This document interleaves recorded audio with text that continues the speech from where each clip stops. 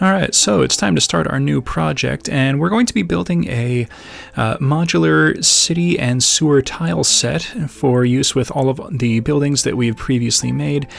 This is intended to be usable for D&D, also for any kind of tabletop game. You could definitely use this for Warhammer or any kind of game like Mordheim or anything that uses minis and some kind of a city kind of setup. So what I'm doing here is taking a piece of chipboard and I'm just cutting it into 4" by 4" pieces because I want to kind of design a quick layout for our modular tiles. And that's what this video is going to be about, just kind of laying out what the project is going to be so we have a frame of reference going forward for all the videos that are going to follow. Now the reason I'm making these 4" by 4" pieces is each of the tiles is going to be 2 foot by 2 foot, and this will let me kind of plan out the rough layout for the tile set, and it just kind of lets me kind of visualize what it is that I want to be doing with a rough scale.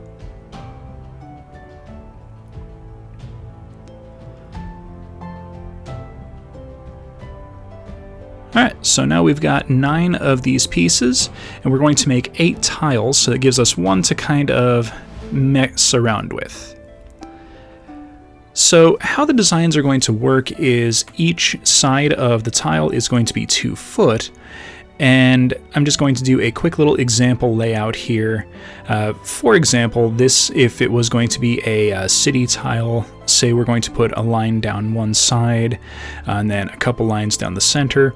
Now we can take this and determine, okay, well, you know what, I'll just highlight this in some black marker just so it's a little easier to see on camera. Okay, so now we've got this, and this is going to be a plaza, and then we've got a road, another plaza, and may as well label this side also a road. So what I'm going to be doing is the road is going to be sunken down, and the plaza sections where all the walkways are going to be kind of a little bit raised up. Now for the sewers, it's going to be a similar process, but the walls around the sewer are going to be taller.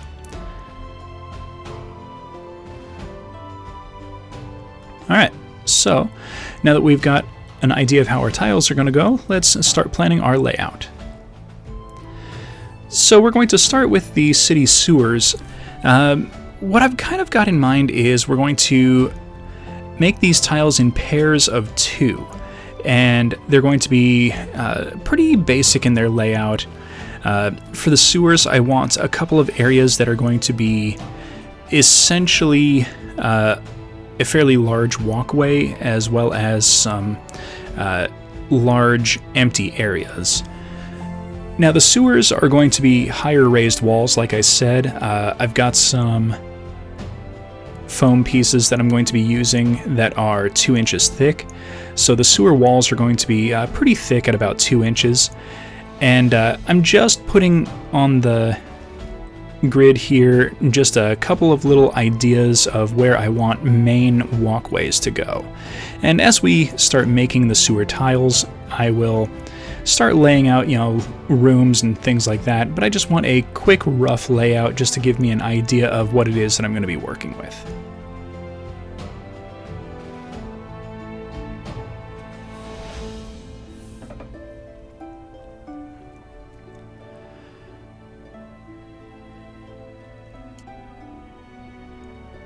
Now, some of these pieces I want to have a little bit more interesting angles to them, so we'll do a couple of them as a diagonal across. Now, when I go to make these out of the actual foam, I'll be a little bit more discerning on where everything gets cut and placed, just because I want everything at that point to really line up with all the tiles.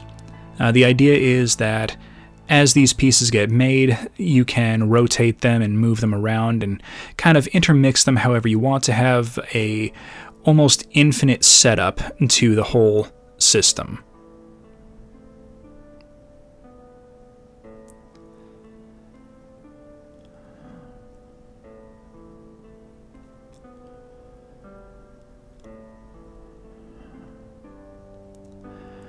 Alright, so that should do it for the sewer tiles. So now let's go ahead and do a quick layout for some city tiles. Now, because these are going to be a lot more open, I want roads kind of crisscrossing everywhere.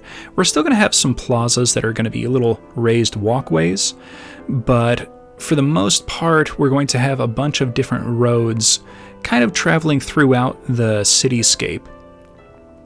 And the reason for that is I want to have alleyways and little avenues for models and miniatures to move around and kind of move through the buildings and around the buildings. Have multiple areas where I can set up little market shops and things like that. Okay, so for this one, I like the two outer roads that I just put down, but I don't like this center one. So we're going to modify it a little bit and just kind of make it a little more angular towards the center. And what I mean by that is we're going to come straight in from the side and then go at a diagonal angle.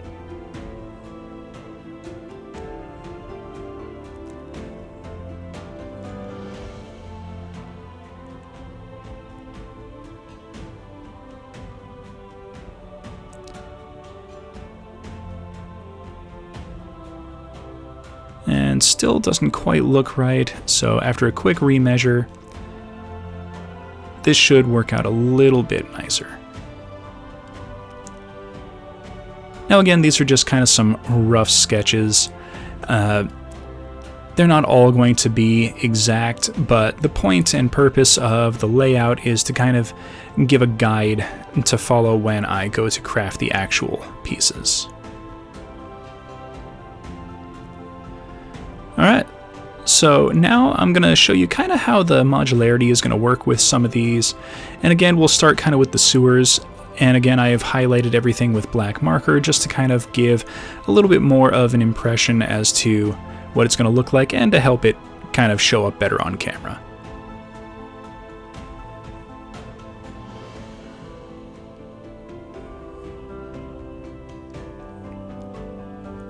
Now, these tiles can kind of be mixed up and rearranged however you like, and they don't have to be all symmetrical like I'm doing here. This is just to kind of show what the intent is.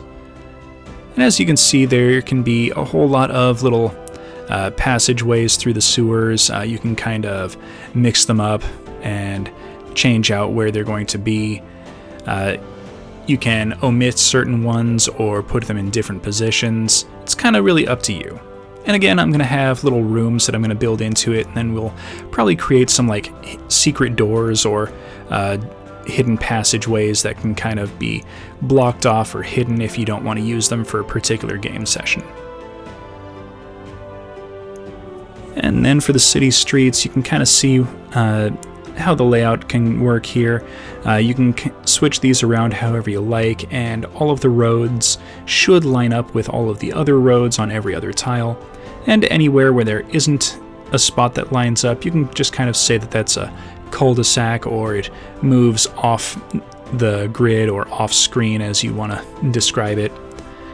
But it gives a plenty of spaces to work with for standing minis and buildings, and plenty of avenues for line of sight blocking for tabletop games. Alright, so that is kind of the overview of the project. Thank you everyone for watching. Please hit that like button, subscribe for future content, comment down in the comments section, and we will see you for the rest of the project.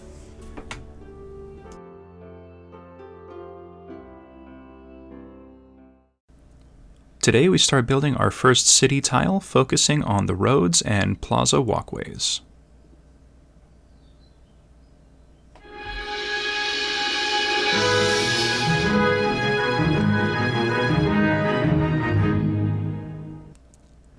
So we're going to be making this tile today. You might remember it from the overview. It's going to be a 2 foot by 2 foot tile with some roads coming off of each end. And I figured this video should kind of focus on how I'm going to be making all of the raised plaza walkways and all of the roads that are going to be used throughout the project. So let's go ahead and get started by setting up our layout. Alright, so we're going to start by marking out where all the roads are going to go. Now don't worry, in the future videos for this project I'm not going to show marking out the roads or anything like that, since it's basically going to be the same in every video. I'll just mark the roads out off camera and have that ready before the video starts. And each video is going to focus on a slightly different aspect of each section of the project. So this one's going to focus on how the roads are going to be set up and how everything is going to be designed, some of the major elements. So that way in the next video we're not going to be needing to kind of rehash the same thing that we're doing in this video. So you won't see me setting up the roads or anything like that. I'll make reference to them. You won't see me doing any major setting up of the plazas. I might showcase a little bit of it if there's specific areas that I want to highlight, but otherwise you're not going to see a whole lot of repetition in the series, and if you do find a little bit repetitious, I do apologize, but I'm going to do my best to kind of keep things entertaining and a little bit new and exciting throughout the series. So each of the roads is between 4 inches and 4¼ inches wide, so makes it pretty easy to mark everything out. And I made sure that every road exits at the exact same spot on each of the sides. This way it'll all line up with any future tiles that we make that have roads.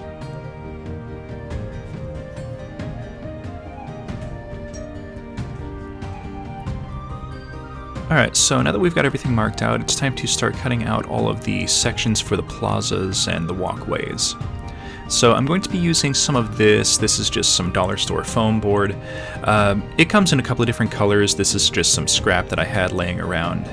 And I'm just going to be cutting a few sections that are 4 inches wide. And these are going to be for the smaller sections on one side of the board. So we're going to need 2 sections that are 4 inches and 1 section that is 8 inches.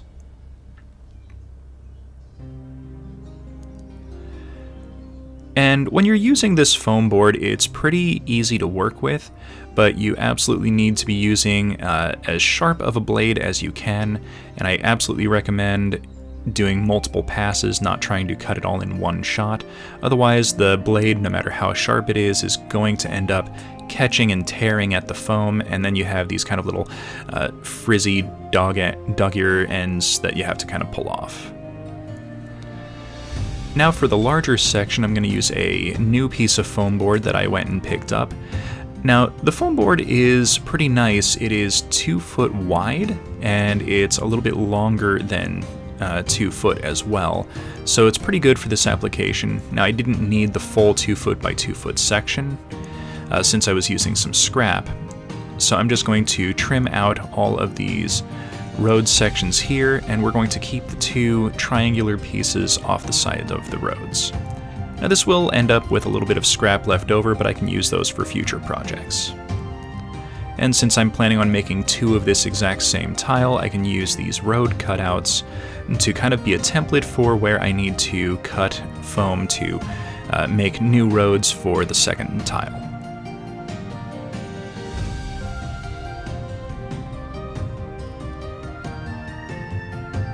Alright, a few passes, and then just trim off this triangular section.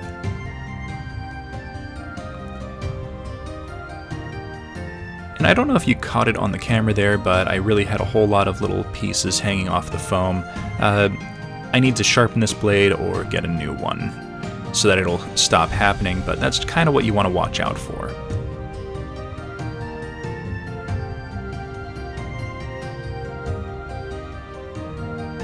Alright, so now that we've got our pieces, we can do a quick little test fit to make sure everything is going to fit where we need it to go, and we don't have to cut any sections off or trim anything.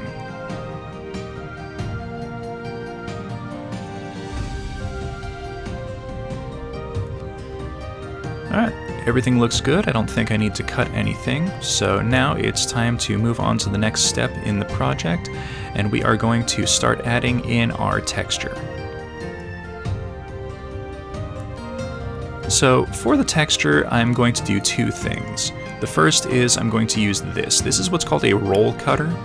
It's mostly used for foam or clay or paper, but it's essentially just a round blade that's a little bit sharp, and it has a little protective guard. Now what I found is that if you retract the guard and then use that as kind of a stop against a ruler, the blade on the roller doesn't go all the way through the foam, making it perfect for cutting a straight grid without having to worry about going too deep.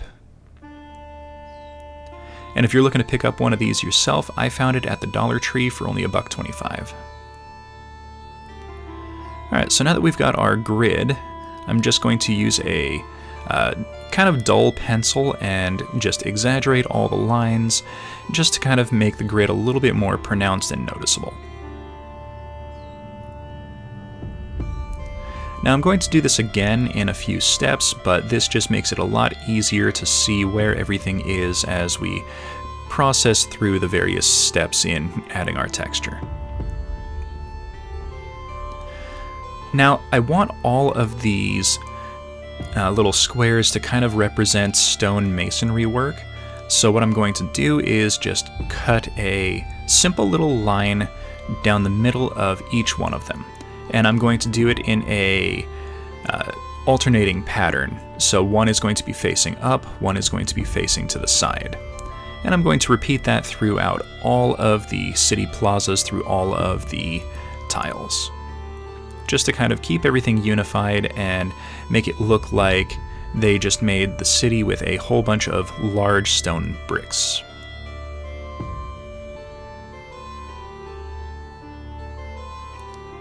And now that everything's carved in, I'm going to exaggerate the lines with a pencil. And this kind of shows what I'm aiming for. Just kind of gives the representation that there's a bunch of large stone bricks that have been used to make the walkways where the citizens of the city are going to be moving around most of the time.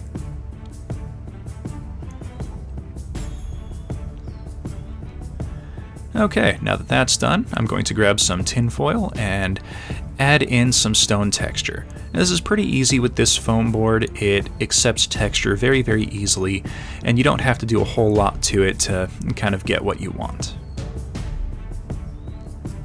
And that's going to paint up real nice. And then just to kind of add a little bit of extra texture, I'm going to tap in all of the sides just to kind of remove the harsh, sharp edges of the corners. Then using a ballpoint pen, I'm going to re-exaggerate all of the lines, just to kind of make sure everything is clear and nothing kind of got flattened out.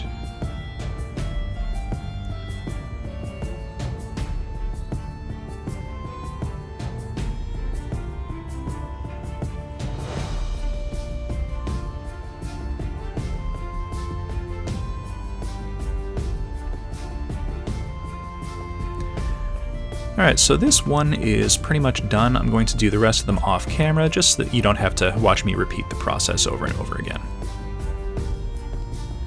Okay, now that those pieces are done, we're going to fit everything into place and then glue it all down. And I'm going to do that with some of this. This is Loctite. It's kind of like a all-purpose adhesive. You can find it in the construction section of most hardware stores. I found it kind of in the paint section of the Lowe's that's nearby my house.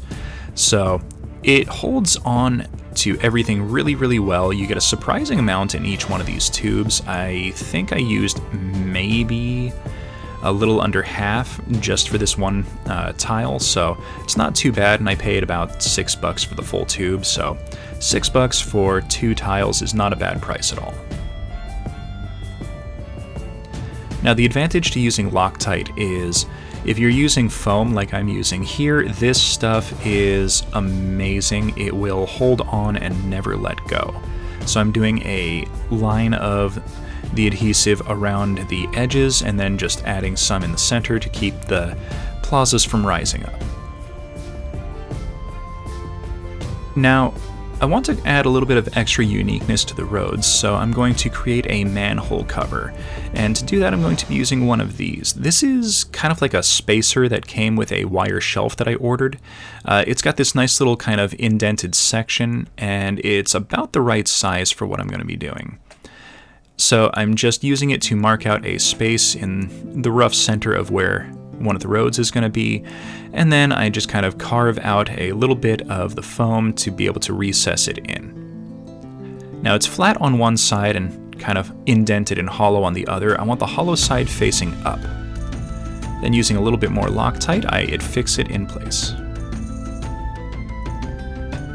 Alright, so now let's go ahead and make our roads. So for the roads, I'm going to use this. I got this at Michael's. It is a 1/16 inch thick piece of EVA foam, and it is pretty nice. It's very flexible.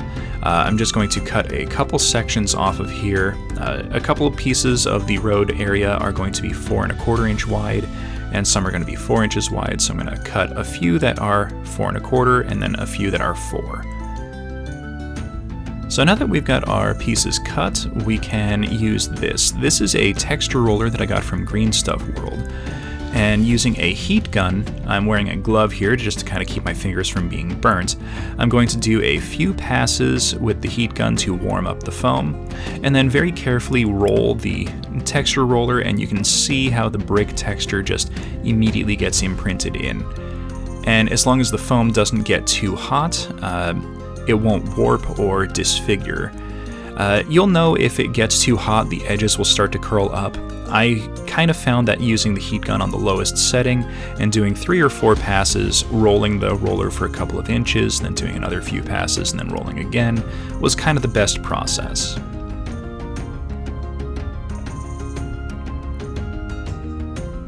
And here you can see a really nice road texture.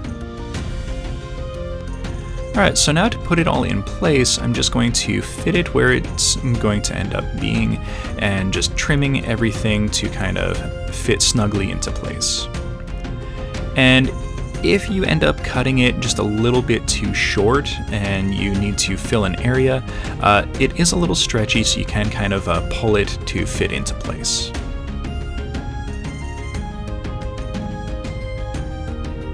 Alright, that looks pretty good.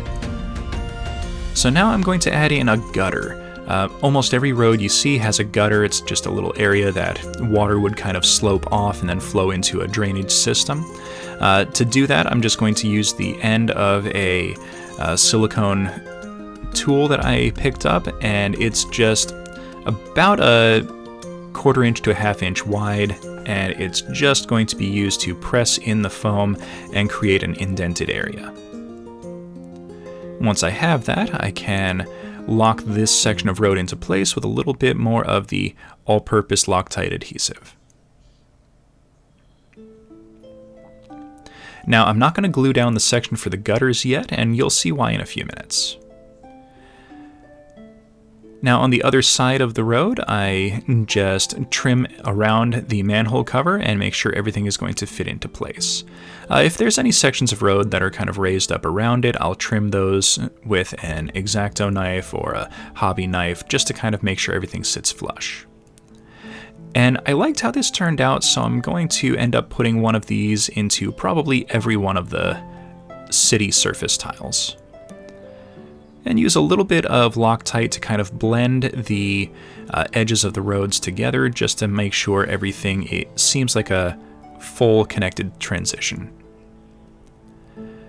So now for our gutters, I'm going to create some sewer grading. Now this is cross-stitch mesh, and it comes in a lot of different kinds. I took one that had the smallest grid that I could find, just because I wanted a nice tight pattern, and it seemed like it was the best option for what I was going for. So now that I've got it kind of trimmed down, I'm going to snip off one section, and this is going to become our sewer grate. Now, I don't want it to be a full grid work like the full cross-stitch mesh, so I'm just going to very carefully remove a couple of sections with a sharp X-Acto blade, and this is going to just kind of give us that little iconic grading that you see in most cities. There we go, just like that. Nice, simple, easy, and you can make a ton of these out of just one strip of the cross-stitch mesh. Now for the manhole cover, we're going to use a little bit more of the mesh, and we're going to use the flat, solid side as kind of our template for cutting the mesh into place. And this is just a relatively simple but seemingly annoyingly frustrating process of finding a way to trim everything around a raised lip that is very difficult to kind of work around. So I ended up using a X-Acto blade and just carefully trimming the edges to fit everything into a rough, rounded shape.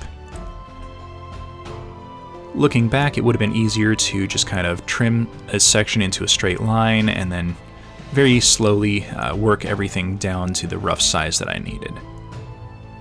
But, you know, it's one of those live and learn kind of situations. Alright, so now that we've got our circle, it fits into the opening, but I want it to have a little bit of a backing just so that it kind of looks more like a traditional manhole cover. So I'm using a little bit of chipboard, and I'm just going to cut out a circle, and we will trim this to kind of fit onto the back of the piece of cross-stitch mesh.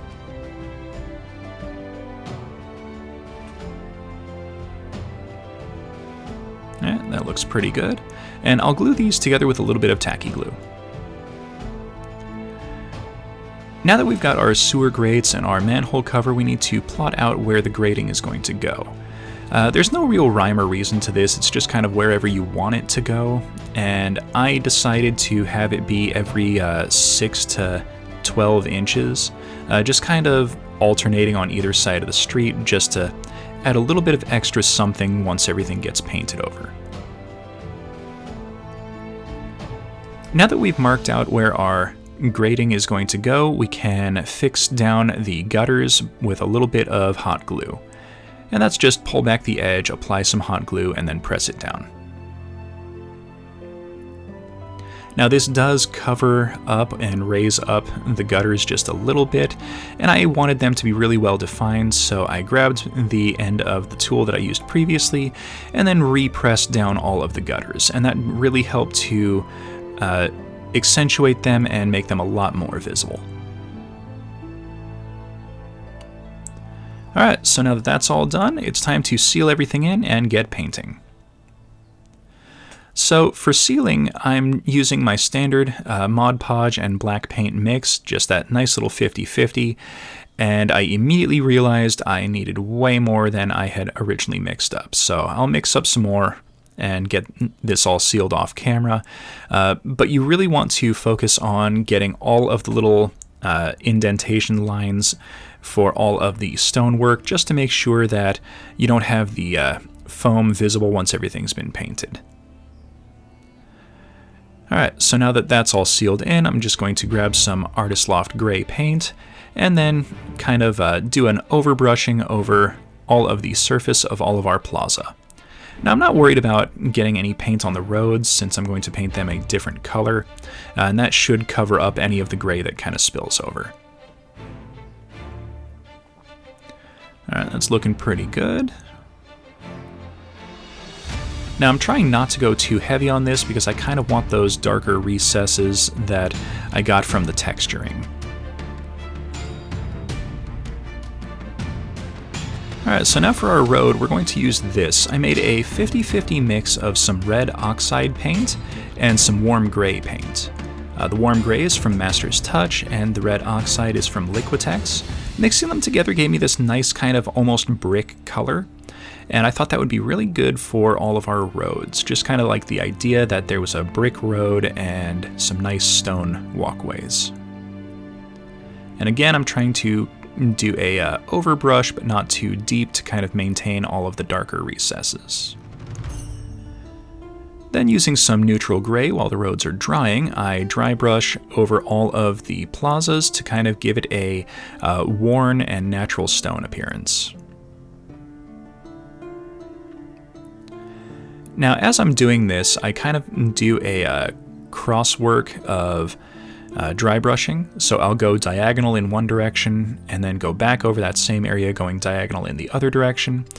This is to kind of prevent things from looking like it's just a single direction of lighting, because the neutral gray will add some highlights to everything, and it kind of makes it look like there's light splashing over all of the stonework. And I don't want that to look like it's coming from just one direction, and I want it to kind of look like it's an ambient appearance.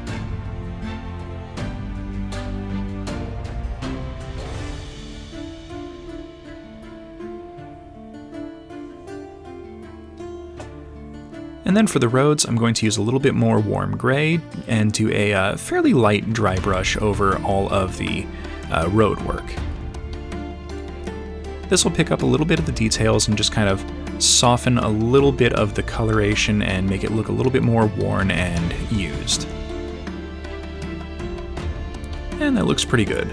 Now while this is drying, I took all of our sewer grating and manholes outside and gave them a primer in some metallic aluminum from Krylon spray paint, and then did a dry brushing over all of the manhole covers with some more of the red oxide just to kind of give it that rusted metal appearance. But you'll still see a whole lot of the aluminum showing through from below.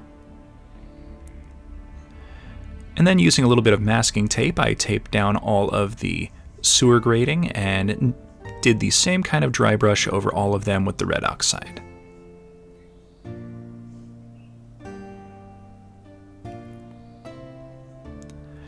Now I'm going to use a little bit of metallic bronze, and this is going to be dry brushed onto all of the sewer grating and manhole covers. Now this isn't going to be super noticeable, but it will give a nice metallic sheen to all of the surfaces.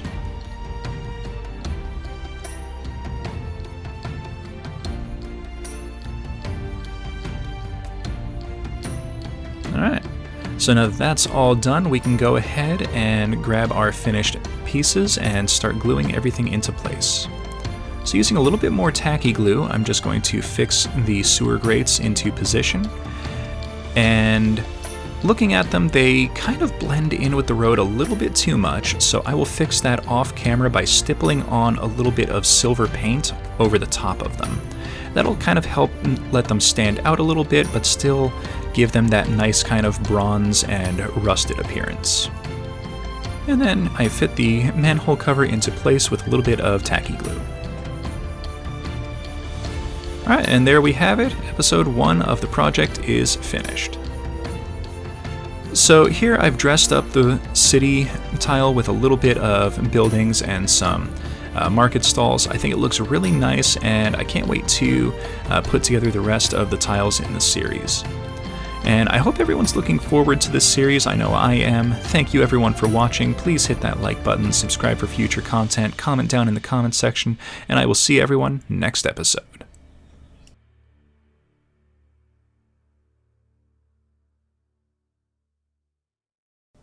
Today we make our second city tile for our city skateboard with a undercity access point.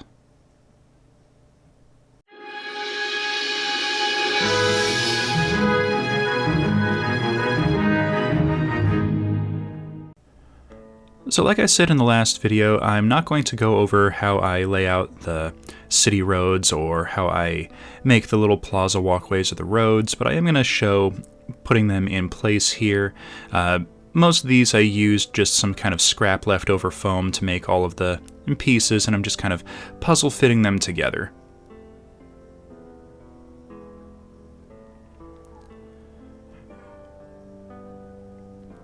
And then placing in a manhole cover.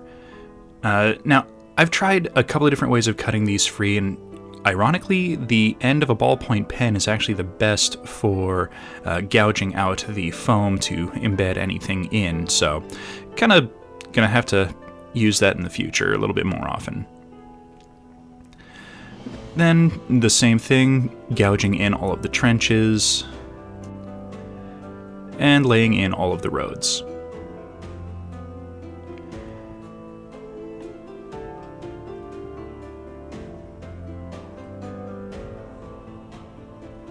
Alright, And I'm pretty sure that's good for a quick recap on all of the stuff that we've already gone over in the previous video. Let's move on to the actual build for today. Alright, so I'm going to use this. This is a hot wire tool. It's basically just a piece of metal that gets heated up when you plug it in, and I'm going to use it to very carefully carve out a 1" by 2" section using the Plaza grid as kind of a guide. Now, you can place this kind of anywhere. I wanted to put it a little bit close to the road and the manhole that I've already placed. This will give me a couple of different options during gameplay. I could say that it's under city access to some underground structures. I could say that it's a more official access point to the sewer system, or I could put a building next to it and say that it's to a basement. You know, just kind of whatever I want to do. Now, because I'm going to be making the stairs down kind of wrapped in a larger piece of foam, I'm going to widen the hole just a little bit. So the overall dimensions are going to be roughly 2¼ inches by 1¼ inches. Alright, so now that that's done, let's go ahead and make our staircase. So the stairs are going to be a 1" by 2" area, so I'm going to use a little bit of scrap foam, and at the recommendation of a comment from a viewer, thank you by the way, I'm going to leave the paper on the foam and cut it this way. And yeah, it absolutely does lead to a lot less fraying of the foam as you cut it, so definitely worth knowing. Thank you again for that tip, really was helpful. Now, each of these stairs is going to start at 2 inches and then taper down 1/4 inch for each step. Once everything is cut, I remove all the paper. Now you can see that some of the paper sticks to one side, but it really comes off easy on the other side. We're going to use the side that has the clean break of all the paper as the face-up side.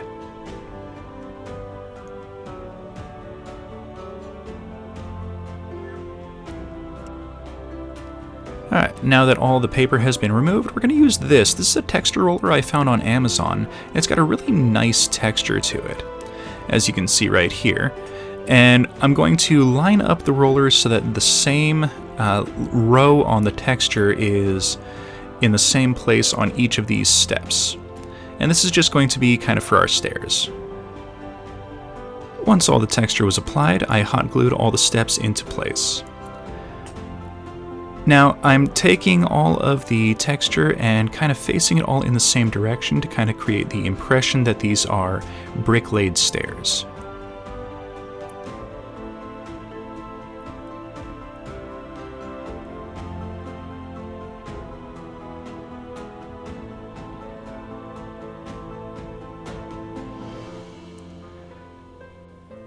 Now, once everything was glued into place, I wanted it to kind of have the impression that it's descending into the darkness, so I trimmed a section off the back and just left what appeared to be the top steps in place at the very top of the stairs. Then glued it to the top of a 2" long craft stick. And the wood section is going to get painted black later. Now, to create the walls that are going to wrap around the stairs, I took a 1¼ inch wide piece of foam and applied the same texture. And I did it in the same fashion as the stairs themselves, making sure everything lined up and maintained a consistent pattern. Now, the first couple pieces here I actually trimmed a little too short. They need to be 2¼ inches long for the long side, but only 1 inch long for the short side. And that's just so that everything can have a full wrap around and kind of interlock together for extra stability. Alright, so we're going to have a kind of very visible seam around the top of where the stairs are going to connect to the rest of the board. So I'm going to put together this. This is just a playing card that I'm going to use for the thinnest possible medium I can get my hands on. And then I'm going to take a few 10mm by 10mm bricks that I've made in the past. And this is just going to create kind of like a capstone that's going to wrap around the top of the stairs. Now, I've marked out the center here. This is a 2" by 1" section, and I'm just going to trim that out so it's nice and hollow in the very center of the formation here.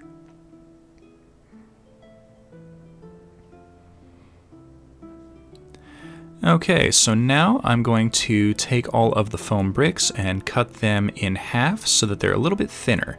I want the slimmest profile possible for the top of the stairs. Alright, that should be enough. And then using some hot glue, I just kind of tack them all down, and this will hold them well enough until I can apply a coat of the black paint and Mod Podge sealer that's going to come in the next couple of steps. Once that top coat gets applied, these are going to hold down and they're not going to come loose.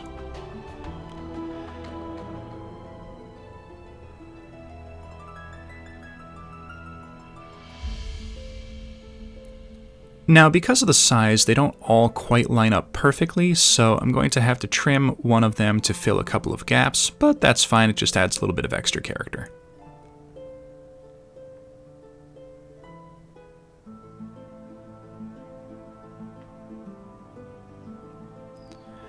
Alright, there we go. And now to paint everything up, I started off with sealing all the foam. And this is just a 50-50 mix of some black paint and Mod Podge. Just to kind of seal everything in, it adds a little bit of durability and really kind of helps to harden all of the surface.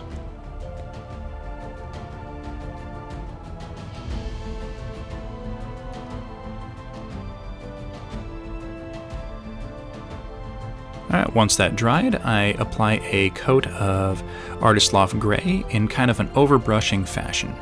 At the very bottom of the steps, I left the wood section black, just to kind of imply that the stairs continue to descend past what we can see.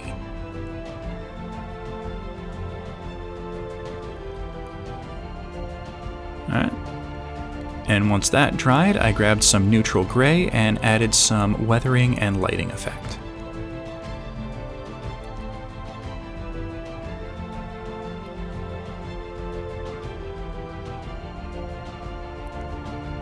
Now you can do these darker if you want a more darker appearance for your stairwell, but I kind of wanted it to be uniform with the rest of the board.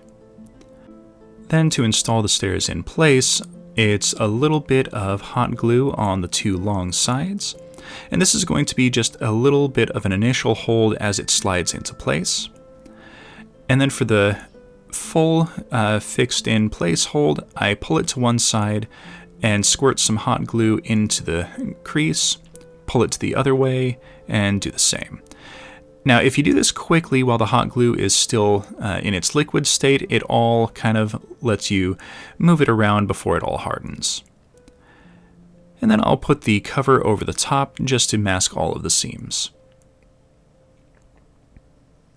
Alright, that is pretty good, but I want a kind of little hatch to cover the top of this, so let's go ahead and make our stairwell hatch.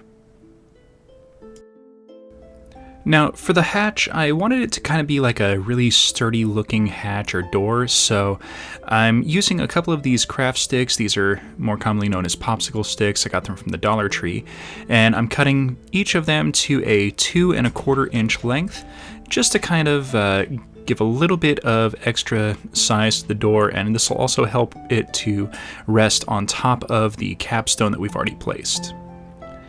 Then it's just a simple matter of sticking them together with some hot glue. And while the glue is still warm, I can remove any of the excess that has oozed out. And then pulling it off of my mat after it's had a second to cool, I can remove the glue from the other side as well. Now, because the glue doesn't quite remove as easily once it's hardened, this side is going to be the bottom side of the door because it'll be less visible. Alright, so now I'm going to clip the 4 corners of the door just to kind of add a little bit of extra character. Alright, it's looking pretty good. Let's go to the board and give it a quick little test fit. So it sits on top pretty nice. Now I want it to be more than just something that's glued down, especially since we have the stairs underneath. So we're going to add a hinge onto it so that the door can open and close. So this is going to be done in a couple of different ways. I want it to magnetize closed so that it can stay shut, but also be freely openable. So I'm going to use these, These are what are called some tube beads. Now I got these from Michael's a little while back, and they're pretty small, and see if I can get my camera to focus on them well enough. They've got a little tiny hole through the center of them, and we're going to fit a small piece of wire through that to create a hinge effect. Now, to magnetize the door, I'm going to take one of these jewelry jump rings. Now, it is magnetic. You can kind of see a magnet sticks to it just a little bit. What I'm going to do is clip one of the rings in half and then bend the ring a little bit closed, and then we're going to slide that into a couple of holes that I drilled into the wood and then press it flat and flush with the wood paneling. Then I'm going to clip the excess off of the other side, and you can see the magnet does stick to it pretty nicely. So then I'm going to lock it in place with a little bit of super glue. Now, I forgot to film this part. Making the actual hinges was a pretty simple process of taking a piece of, it's called a hat pin, and I slid it through the center of the bead and then bent it around the bead to kind of lock it in place. You'll see it here in just a moment. I'm using a little bit of super glue to lock these into place and kind of keep them from falling off.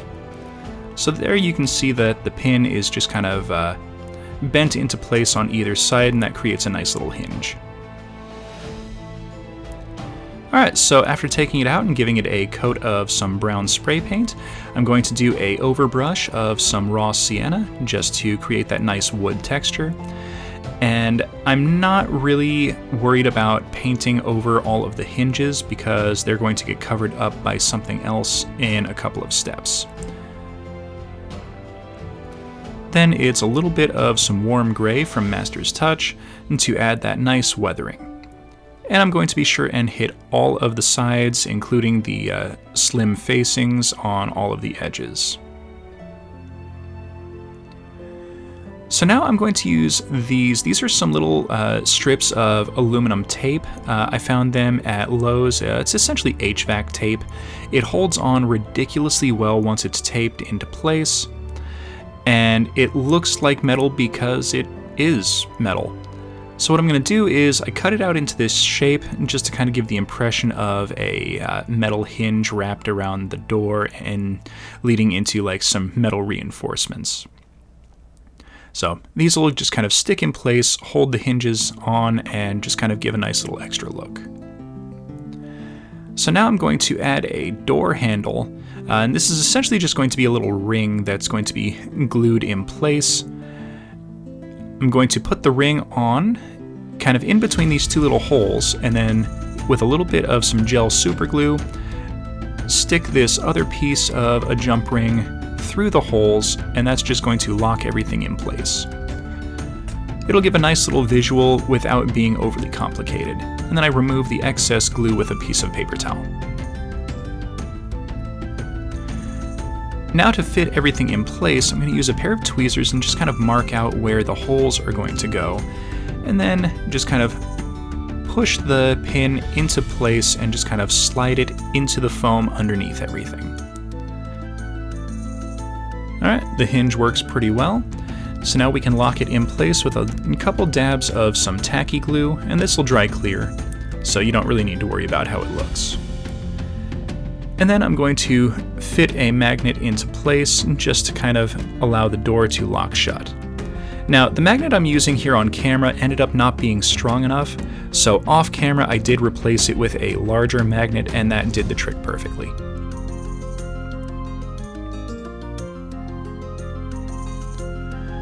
Alright, so there we go. Episode 2 is finished.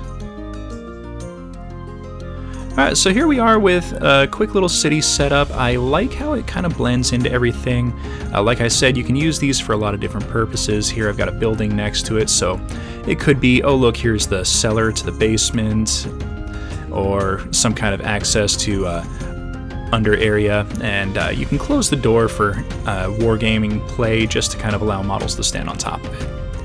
Alright, that's going to be it for today. Thank you everyone for watching. Please hit that like button, subscribe for future content, comment in the comments section, and we will see everyone next episode.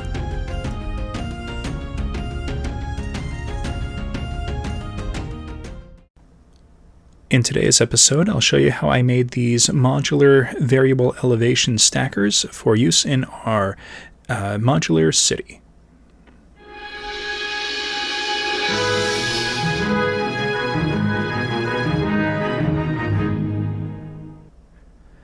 So I'm going to make them out of the same kind of green XPS foam that I've been using.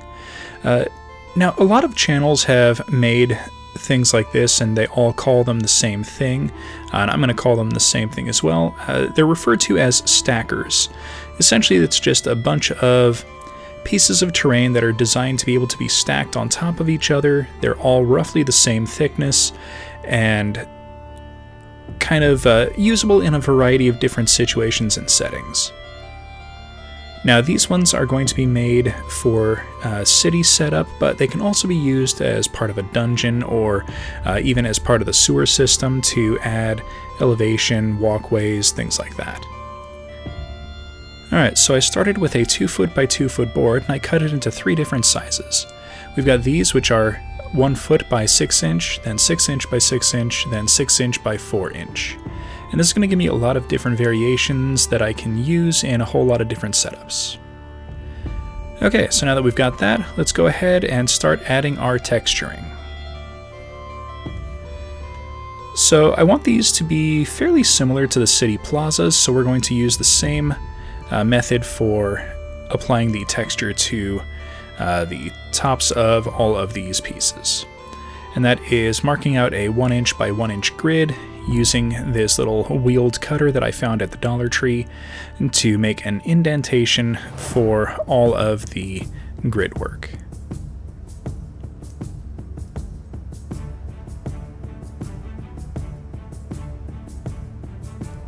And once the grid was in, I defined it with a quick pass of a little pencil.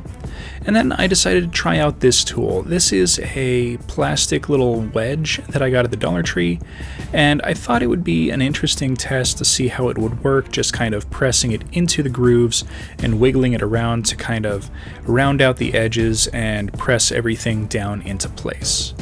Now, I'm not sure if this is going to work out really well, but I thought I'd give it a try.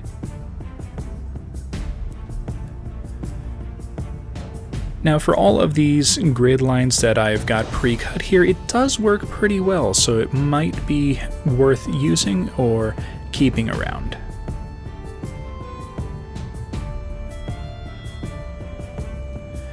Alright, so now to add the details, I decided to test out just kind of pressing the tool into the foam and just kind of gouging in the lines for all of the stonework. And for the most part, it kind of worked. And as you can see, it works a lot faster. But there are a few interesting little problems. It kind of creates a jagged edge instead of a clean edge, and I'm not entirely sure that's what I want in the appearance of this project.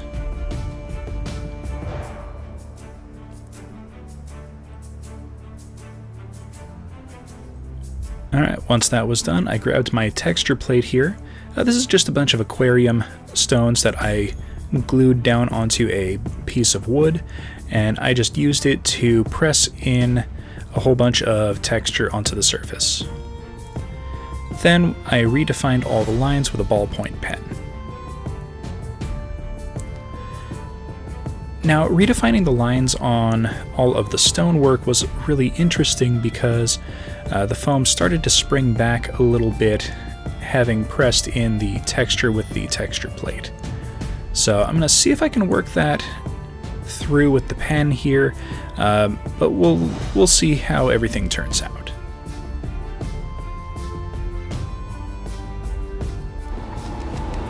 Okay, so I made 2 of these. This one is the one that I made on camera, and you can kind of see that the sections in the center have kind of sprung back up a little bit. So I'm not sure how much I like that method. This one I made with the same method I've made all the plazas with. And as you can see, it's a lot more defined and looks a lot cleaner. So I'll make a bunch more of this style off camera, and this one just isn't going to end up getting used. So this one's trash, this one's a keeper. Once the texturing on the stacker was resolved, I took a texture roller and a heat gun, and with a few 1 1/4 inch strips of EVA foam, I began rolling in a brick texture.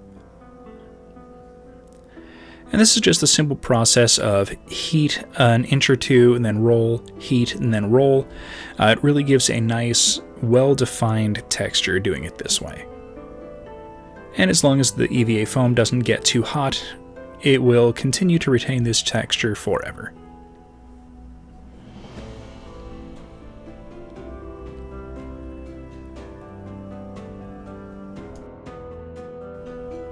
Now once I'm done with this strip, this is going to be wrapped around the stacker to kind of create the impression that there's a bunch of brickwork holding together all of the stonework that people are going to be walking on. And this will also disguise the edges of the foam and make it look a lot cleaner.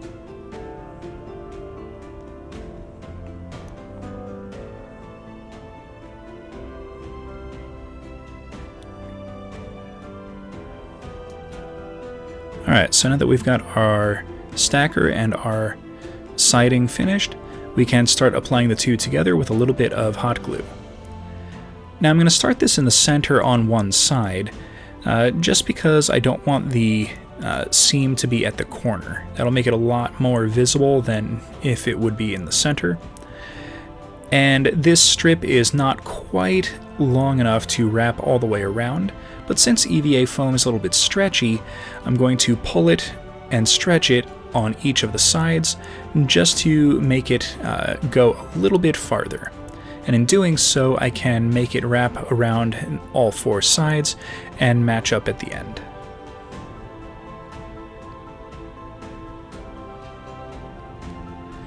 Now I'm lining up this strip at the top, not at the bottom, because I want a very clearly defined top section of stones, and at the bottom, not having them flush won't really make much of a difference. It can easily be said that the bricks or stones go into the ground to hold everything up. So now that everything's lined up at the top, I can trim the bottom to be nice and flush. Alright, now we're going to need some stairs to go up those elevations, so let's go ahead and make them. Now these are going to be very similar to the stairs that I made in the last episode where I did the Undercity access. So I'm going to take a piece of scrap foam and cut it to a 1 inch wide length, and then I'm going to cut starting at 2 inches and then descending down 1/4 inch on each step. I'm going to make 5 steps in total.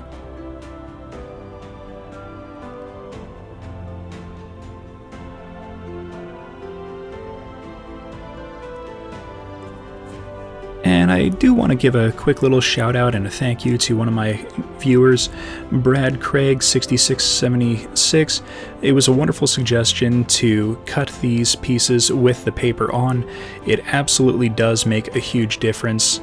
It makes cutting them without having any fraying or snagging so much easier. This is definitely a method that I'm going to be using from now on. Thank you so much for the suggestion. Totally worth it.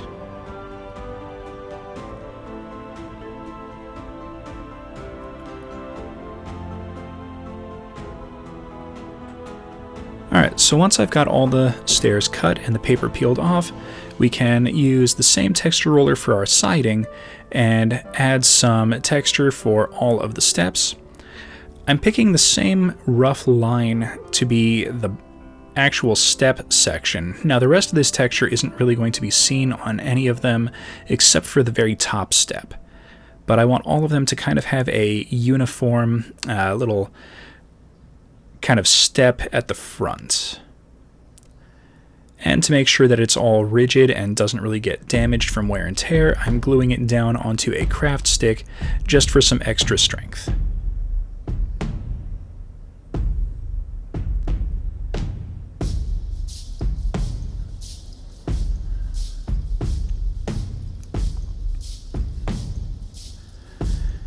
Now, doing 5 steps like this makes it line up almost perfectly with the top of our stacker. Alright, looks pretty good so far, but we're going to need to hide all of the steps, so we're going to have to wrap it up with a little bit of the same siding as our stacker. So what I'm thinking is I want it to kind of line up at the bottom for these instead of the top, just to kind of make it a little bit of a variance. So we're going to start by applying a little bit of glue in the center, and then pressing the back of the stairs into it.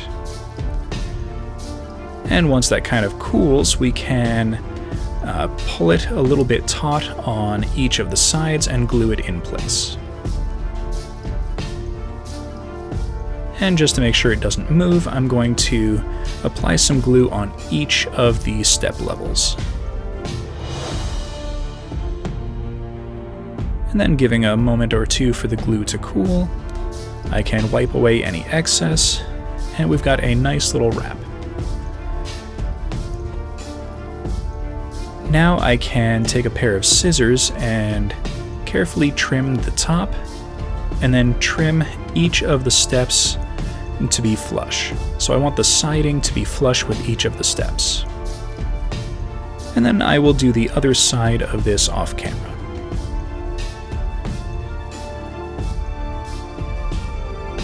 That looks pretty good. I think this is going to look very nice when it's done.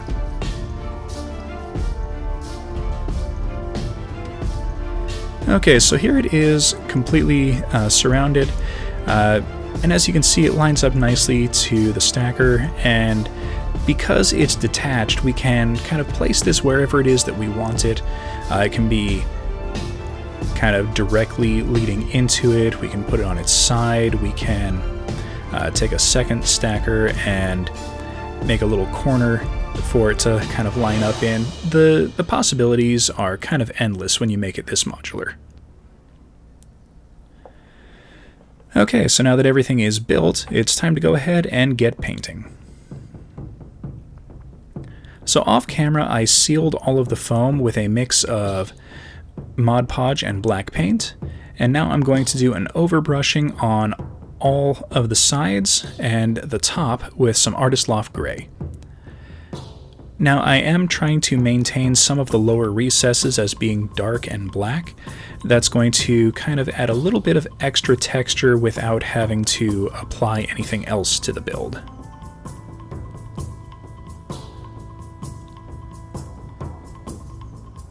And I'll paint the siding off camera. Alright, and now we can do a dry brush of some neutral gray. I'm doing this twice, once from one diagonal angle and then again from the opposite diagonal. This is going to create kind of an ambient lighting effect instead of a directional one.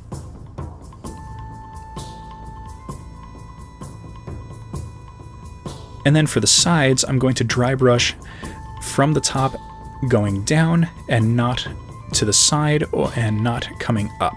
I want it to look like the light is coming down. Alright, and that is going to be it. This episode is finished.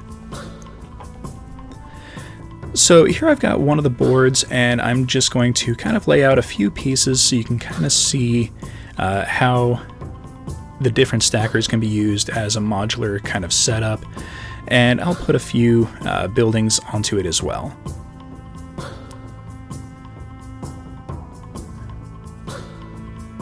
Now, I made a few sets of stairs so that they can kind of go wherever. But as you can see, everything kind of fits nicely. They are sized roughly for the buildings that I've been making as well. So everything kind of fits together like a puzzle.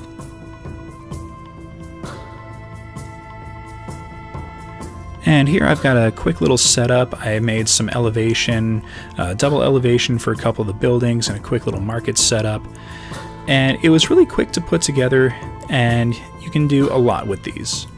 So thank you all for watching. Please hit that like button, subscribe for future content, comment down in the comments section, and I will see everyone next episode.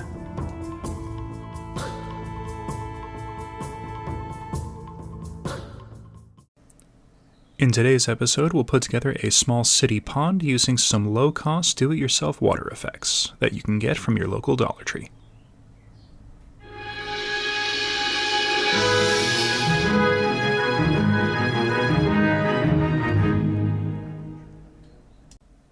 So one of the boards that I had planned was going to have this rather large open area, a simple little road with a little section coming off.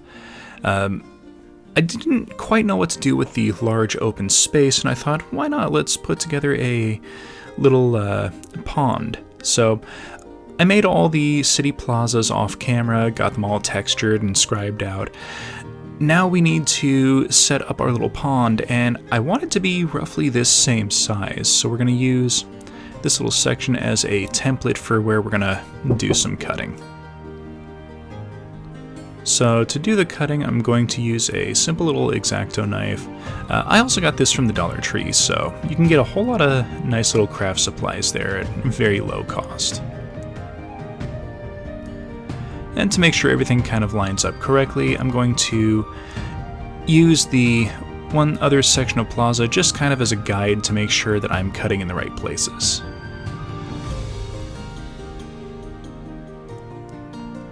Alright. So there we've got an extra section, which I'll use in a different section of the city board. Now this is going to make a nice little carve out that's going to be a, once you translate it into D&D tabletop terms, it's going to be a roughly 20 foot by 40 foot pond. So it's going to be a nice little extra feature to add into our little city.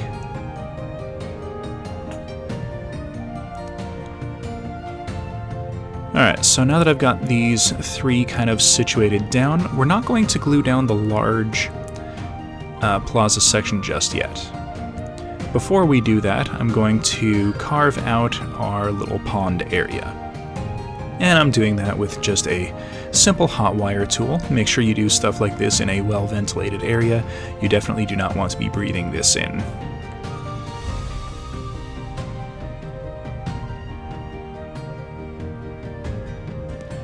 Now, because of the pieces that I'm going to be using, once I get this cut out, I'm going to trim the edges and make the hole just a little bit wider so that we have a little bit of extra room to work with.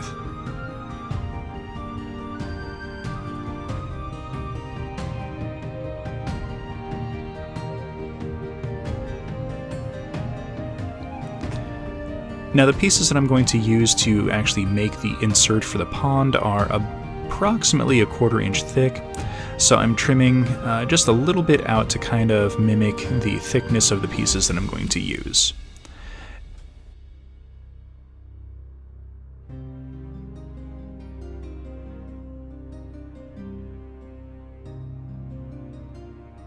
Alright, now that the hole has been cut out, let's go ahead and build our pond. So I'm going to be using a couple of different texture rollers for this, and some little bit of heat with a heat gun, and the foam that I'm using is some 1/4 inch thick XPS foam. And I'm just heating up a little bit and then rolling the texture on, heating, rolling. For the bottom of the pond, I'm going to be using this kind of flagstone texture. I like it, and I think it will look pretty good at the bottom of the pond. And then for the sides, I've got a few strips that I've cut to just over 1.5 inches in thickness. It'll give me a little room to trim. And I'm using the same kind of wall texture that I've been using throughout the project so far. And again, it's heat a little, roll, heat, and roll. Now, the firmer you press with the texture rollers with the heat like this, the more of an impression and texture you're going to get, but be a little cautious that you don't damage your texture rollers. This one that I'm using started to get a few chips broken out of it. Alright, so now that I've got everything and it's all been trimmed down to fit the size of the hole, I'm just going to situate everything in place with a little bit of hot glue. Now, because we're going to be using some water effects, you want a very good seal. Now, because the surrounding foam board is completely solid and intact, the only places that we're going to have any kind of leakage is out the bottom. So once everything is in place, I'm going to completely coat the bottom and any of the seams with some hot glue just to make sure that nothing will spill out. Alright, there are our sides. Now for the bottom, I'm going to have to do a little bit of trimming just to make sure everything fits flush. And you'll see here I do a lot of checking, making sure, trimming, and then rechecking and then retrimming. But everything does end up fitting quite nicely, and I secure it in place with just a little bit of hot glue. And then, like I said, I coat everything on the bottom to make sure that there's no exposed seams, and all the water effects should stay inside the pond while I'm working on it.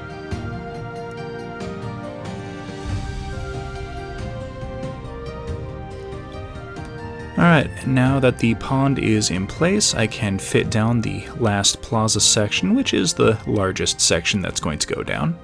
And again, I'm fitting it all down with a little bit of Liquid Nails all-purpose adhesive. It takes a little bit for this to dry, but once it does, the pieces are solidly on there and they will not come off. And that's really what I want to go with, just because this board is going to see a lot of wear and tear and a lot of use on the table. And then I'll do the same process to fit down the roads. Now, in the previous boards, I've added a sewer grate or a manhole cover. I'm going to apply a couple of sewer grating just in the gutters on this one, but I'm not going to apply the manhole cover because I don't want there to be the exact same elements on every single board. I want there to be a little bit of variation.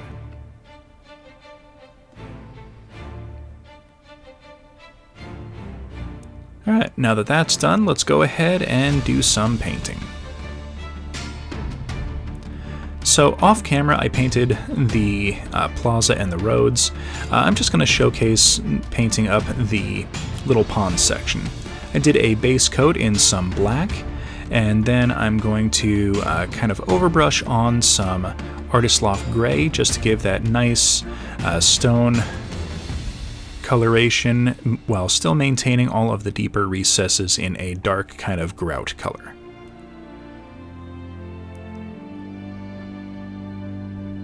Once that's dry, I do a dry brush of some neutral gray just to pick up all of the edges and some of the texture highlights. Now you can absolutely stop right here and just have this coloration, but I wanted to take it a step further before going into the water effects, just to give a little bit of extra something before we add our liquids. So using a little bit of cerulean blue, I'm going to very lightly dry brush on just a little bit on the lower half of the sides and very lightly on all of the bottom of the pond. This will give the impression of deep water, since the only time water is blue is when there's a large body of it. And this will give the impression that it's a nice blue pool of water.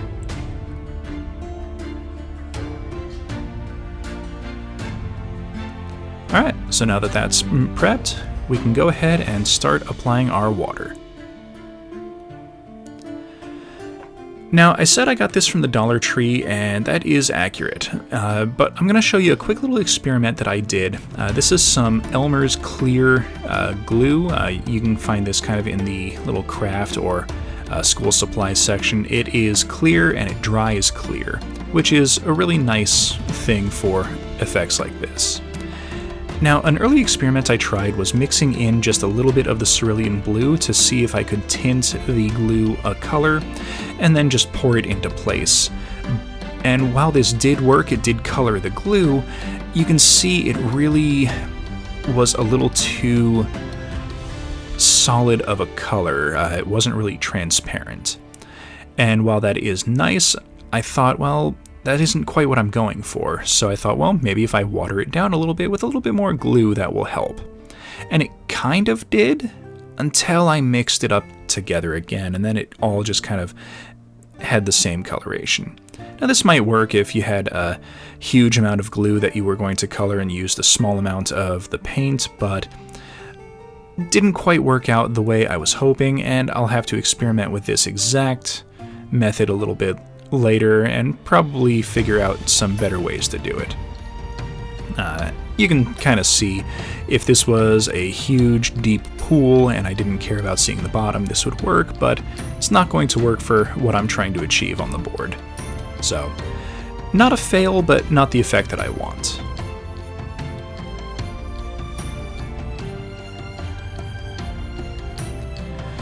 So, having learned that lesson, we're going to take a little bit of the Elmer's glue, and I just applied roughly half to 2/3 of the bottle into the little pond space. And as you can see, the glue is going in nicely. It's clear, it has a nice little shine on the top of it, and it really has that appearance that it's nice blue water with the dry brushing that we did underneath. And now we're going to let this sit until it fully dries and cures. Okay, so it's been a little over 24 hours since I poured this, and as you can see, it's relatively dry. I can press my hands into the surface, but we have all this texture, and the lower layers are still really liquidy. Now I was hoping for, you can kind of see it on this side over here, I was hoping for more of this, where it's, okay, that's still very wet, where it's more solid and just kind of flat, but we ended up with this. So that is a fail as far as that experiment goes. So what I'm going to do is I'm going to clean all of this out, and we're going to try something a little bit different. I think what we're going to do is put a layer of glue, just like a thin layer, let that solidify, then do another layer, let it solidify, another layer, let it solidify, and we'll see if that works. So yeah, this is going to be real messy and probably take some time, so I'm not going to film this part. Alright, so it has been a couple of days now. I did 3 layers of glue. You can see it pretty decently here. So what I did was a layer of glue, and then I let that dry, and then I did another layer, let that dry, and this is the 3rd layer. You can see it's mostly solid. There's a little bit of tackiness. Well, it's not really tacky, but there's a little bit of give to it. This will probably be fully solidified in another 3-4 hours. It's not a fast process, but it is a good process, and it does work. Alright, and that is episode number 4 finished. Alright, so here we are. The pond is finished and fully dried. I like how it adds a little bit of extra element to the city. Definitely kind of breaks up the monotony of the plazas and the city buildings. So, definitely worth the wait. This took about 3 days for it to fully set and cure for all the layers, but it was a very cheap process. I think I spent maybe $8 total for all of the glue that I used, even including the little mistake that I made. So thank you everyone for watching. Please hit that like button, subscribe for future content, comment down in the comments section, and we will see everyone next episode.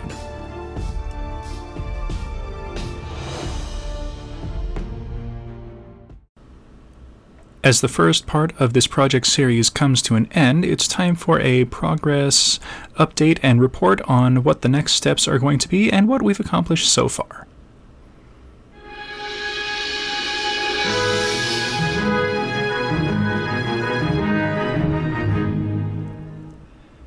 So I'm just going to do a few little shots of a setup board here using all the tiles that we've made so far. So we've done some city roads, some city plazas. I've added some leaves for all the roads just to kind of give them a little bit of a more dressed up look, and I've added some little shop stalls here and there throughout the city just to kind of give it a nice lived in feel. This would be really good for like a Mordheim game or a city D&D encounter, stuff like that.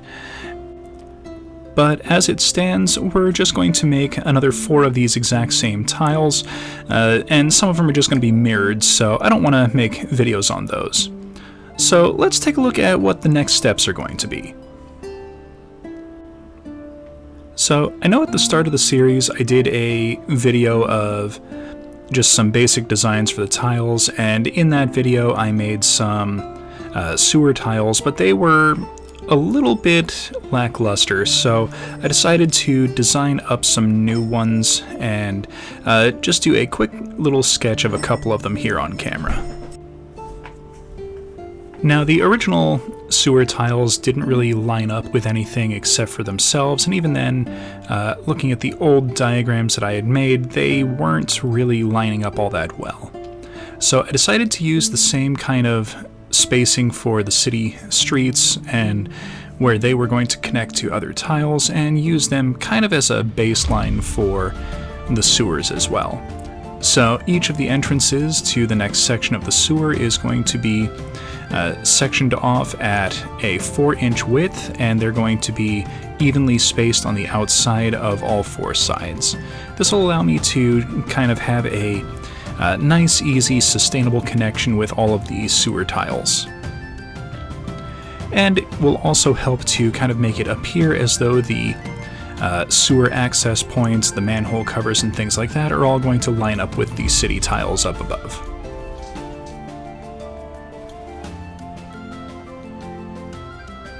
Alright, so that's 1 down.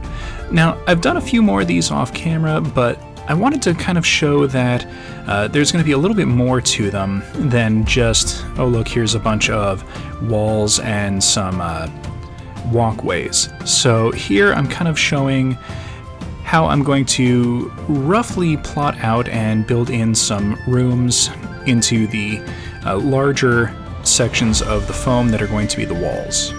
Now, each of these sections are still going to be 2 foot by 2 foot for their overall size, but instead of it being a inch thick at the base, and that's it, we're going to do that same inch thick base, but we're going to do all of the walls in 2-inch thick foam so that it has a nice raised area. This will still allow for models to be easily seen by the players, but give that really good impression that all of the areas of the sewer are kind of recessed down and give it that really kind of deep and eerie kind of feeling. Now, these little rooms that I'm diagramming here are going to be kind of carved into the foam. We'll figure out how that's going to work as we start doing the tiles, but what I want to happen is have all of the doors leading into these roomed sections be kind of like hidden doors. I might do something like a removable door panel that goes into the wall section so that I can kind of swap it out in case I want to have a definite, like, lived-in section or a little mini dungeon that's known to the City Watch or something like that within the sewer system, or swap it out for a hidden wall entrance that the players would have to find, stuff like that.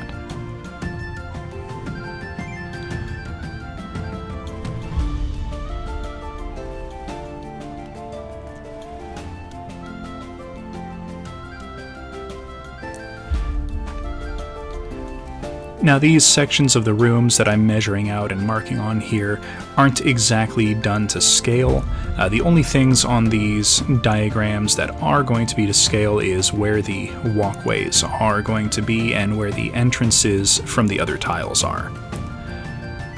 Now, when I go to actually make the tiles themselves, I'm going to be a little bit more precise in where everything ends up and where everything goes, but when that happens, I might end up modifying where rooms are or how many rooms there might be. This is more or less just kind of a concept right now. But what I'm envisioning is a few rooms in a couple of the different tiles with a probably 1-inch thick wall section in between the rooms to give it a little bit of stability and a little bit of depth. Alright, so I did a mock-up of 6 different tiles, and I'm probably not going to do any more than these. There are 2 identical tiles, and that is these 2 right here. I didn't want to do a whole bunch of repetitiveness, so these are the only repeating ones. The other 4 are unique, so we'll get some good videos out of those. Hopefully you can see what I'm going for here. I think it's going to look pretty neat when it's finished. But that's going to be it for this one, so thank you everyone for watching. Please hit that like button, subscribe for future content, comment in the comments section, and we will see everyone next episode.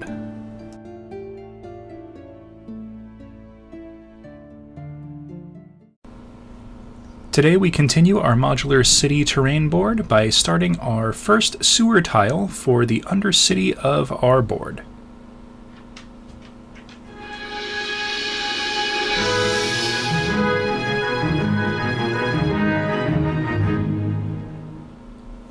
Alright, so I picked this tile at random out of the templates, and we're going to start by setting things up on our piece of foam board here.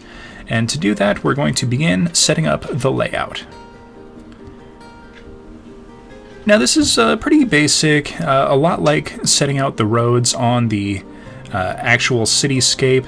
I'm just setting out where all of the entrances from the side of the board is going to be located, and then we can move on to tracing out all of the wall sections, and that's just going to give us a little bit of a idea of where everything is supposed to go.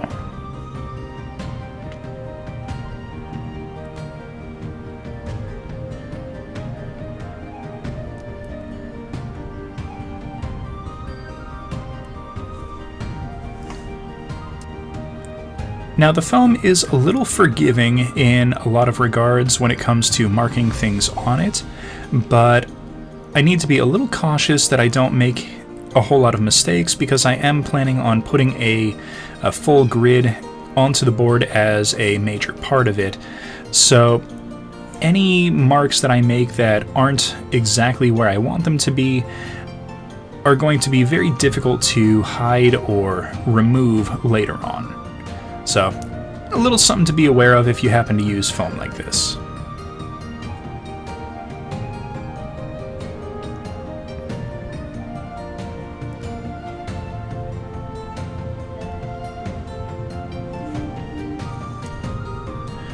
Now the foam I'm using here is a 1-inch thick 2-foot by 2-foot piece of project foam that I got from Lowe's. It cost me about $6 to $7 depending on the tax, and it's really easy to work with and really easy to get a hold of. The Lowe's by my house always has at least 1 or 2 stacks of this kind of laying around. Now when we get to the actual wall sections, I'm going to be making that out of some 2-inch thick pink insulation foam, and we'll see that a little bit later on in the video.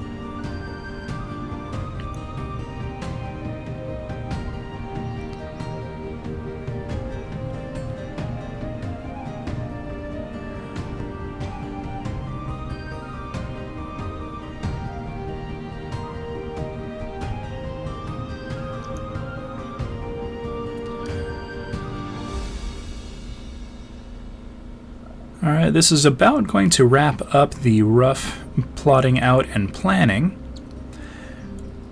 But we are going to do one extra thing here, and that's just going to add a little bit of extra depth.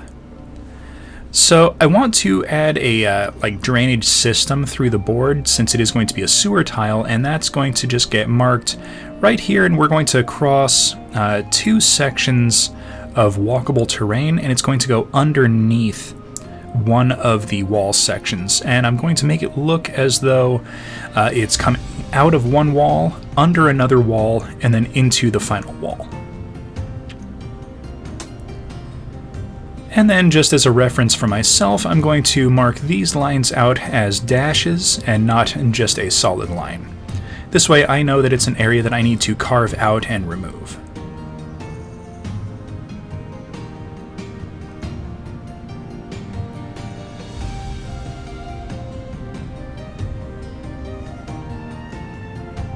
and for convenience I'll label both sections as water.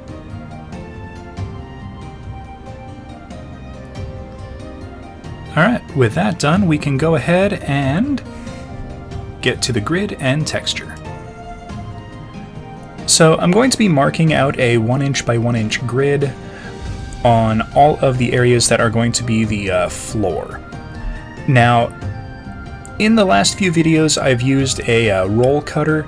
I didn't want to use that on this foam because making a couple of other pieces with this foam, I have learned that the roll cutter doesn't exactly penetrate and cut the foam. It just kind of compresses it down. So I carved all of the lines in with a simple X-Acto knife, not going super deep, but deep enough that the lines are going to be fairly prominent. And then using the dull end of a pencil, I'm just exaggerating the lines, making them a little bit more noticeable.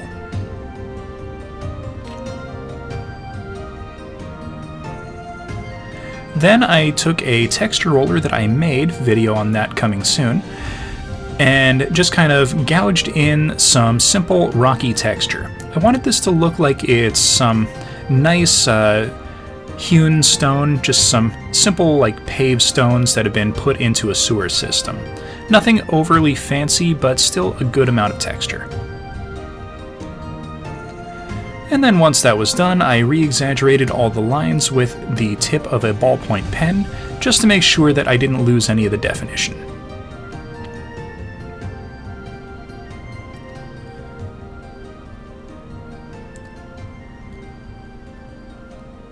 Now, I'm not going to do a ton of this in this tile, but you can take the pen and just kind of gouge in a few extra details here or there, maybe some cracks in some spaces in between the bricks.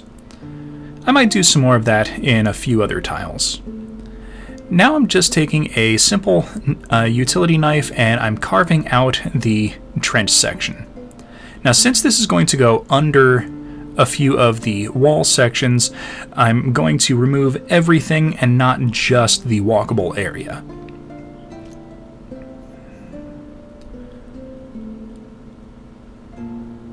And this comes out to a roughly 16-inch section that I have removed. Alright, so now that's done, I think it's time to move on to the next step, and that is going to be starting our walls.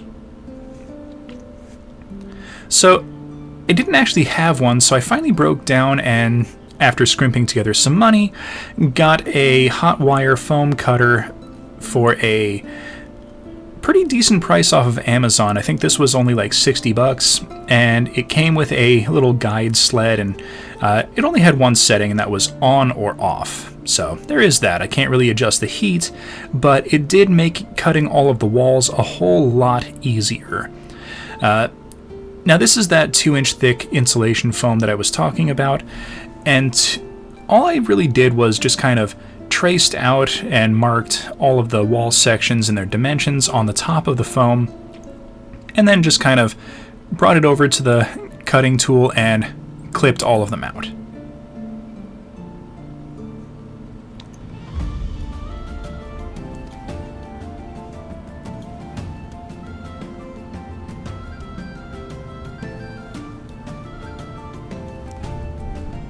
Alright, with all the pieces cut out, I can kind of show you what the layout is going to look like with all of them in place. So we've got a little bit of some interesting shapes to work with, which is going to break up the monotony and keep everything from looking just so perfectly square throughout the tile. Now we do have a couple of fairly simple pieces as well. I didn't want everything to be all crazy and outlandish. But this gives us a lot of nice, interesting pieces to work with. Using my heat gun and a texture roller, I made some 2-inch strips of this nice flagstone texture. And we're going to use these to cover all the sides of our raised wall sections. This is going to give the impression of some nice laid brick, and really kind of help sell that this is a constructed system of underground tunnels and kind of passageways. Now the bonus to doing this is that I can pretty easily use this system as a sewer, or I can also improv it as, oh look, here's a dungeon that a D&D party is walking through. So that's going to be pretty nice, a dual function for these tiles.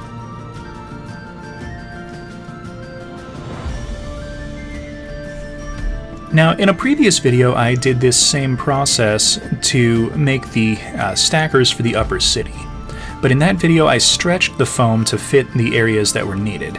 In this, I'm not doing that because I didn't want to distort any of the texture on the foam that I'm attaching to the blocks.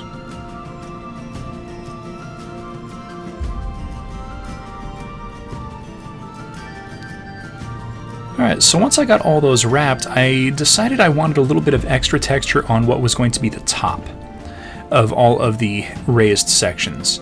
So taking a piece of foam board from the Dollar Tree, I traced out each individual raised section and then carved out a piece of foam that's going to sit on top of them. Now to do this, I flipped them to what would be upside down and then used the top to trace out the section that was going to rest on top of it. This ensures that all of the pieces will fit perfectly flush up against the sides of all of our raised wall sections.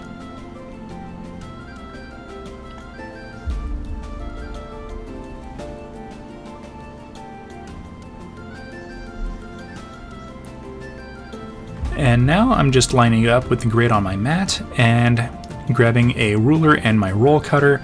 I'm just going to trace in the same 1 inch by 1 inch grid.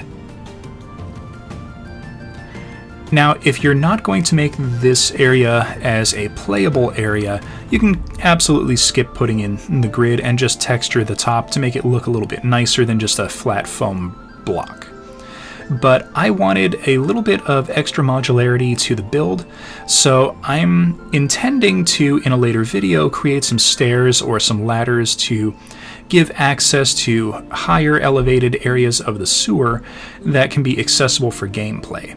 So to help facilitate that, I'm just adding in a grid to the top of all of the wall sections so that we have a little bit more variety and availability for options during gameplay.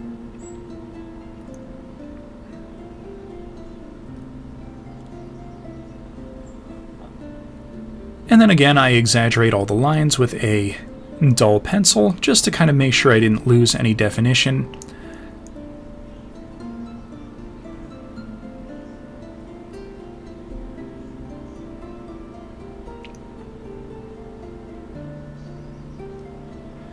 And then hit it up with the texture roller. Now you can go as crazy with the texture roller as you like. I wanted quite a bit of good texture, and then I finished it up by re-exaggerating the lines with a ballpoint pen. And then once I'm done, I'll attach this to the top of the wall section with some hot glue. Alright, that looks pretty good. So now we can go ahead and fill in our trench for our drainage system.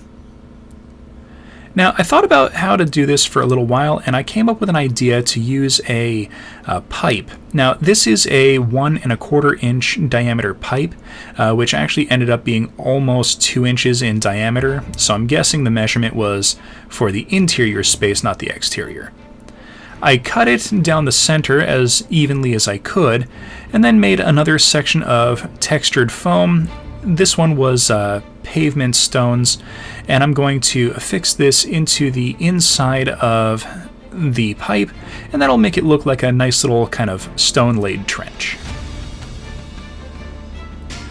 So for the end, I'm going to hot glue around the lip and just kind of bend the foam backwards over it. This will help to create a nice little sealed area, so that when I put it into the trench zone, it's going to kind of create a little seal. So that later when we do some water effects, everything should be perfectly contained into this chamber. And then I'll just hot glue everything into place on the top, and then once I have a rough seal on the top, I'll flip it over and add a little bit more hot glue to the bottom, just to add a little bit of filler and make sure everything stays perfectly in place.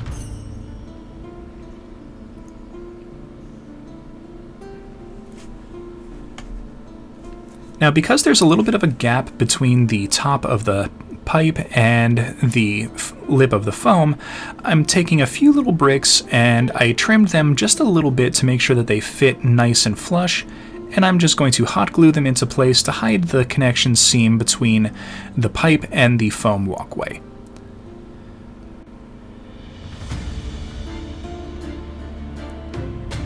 And then once everything was set, I grabbed some 50-50 mix of Mod Podge and black paint, and then did a fairly thorough coating over all of the foam. And then I did this off camera as well with all of the raised wall sections, just to make sure that everything stayed nice and firm and didn't really have any chance of getting a lot of damage during gameplay.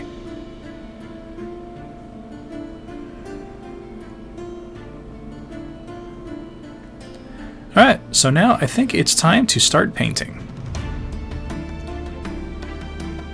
So I started off with some Artist Loft Gray, and this is just going to give a nice base coat with an overbrush to keep the kind of recessed areas and some of the indentations and the grout lines. Now I'm going to do 2 coats of the paint just to kind of make sure that there aren't any visible brush strokes. I'm going to do everything from one direction, then rotate the piece 90 degrees, and then go over it the second time with the same color paint, just to kind of make sure that everything is adequately covered. And then once this is dried, I'll do the walls in the same fashion.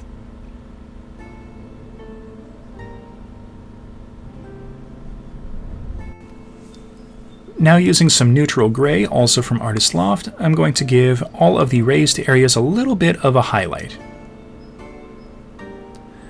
This will also give the impression of a little bit of lighting. So again, I'm going to do one direction, rotate 90 degrees, and then do another direction just to make sure that it looks like the light is coming from all directions instead of one particular direction.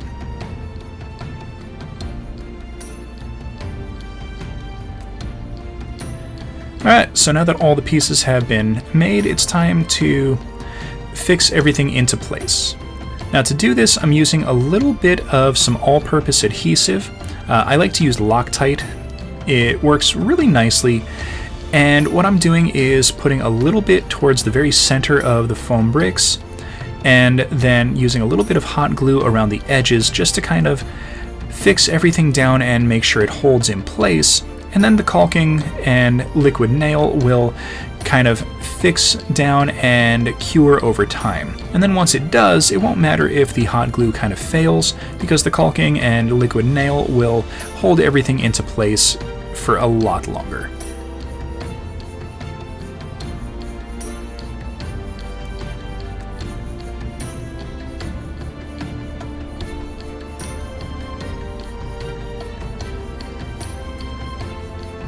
Alright, so now that everything is assembled, I'm going to use a little bit of raw sienna and stipple onto just the floor a little bit of just a little bit of weathering and a little bit of grime. Since this is a sewer system, I wanted it to look a little bit more dingy and a little bit more dirty. Then I decided I wanted to add a little bit more, so I did a dry brushing on the walls and then the same stippling onto all of the upper sections as well.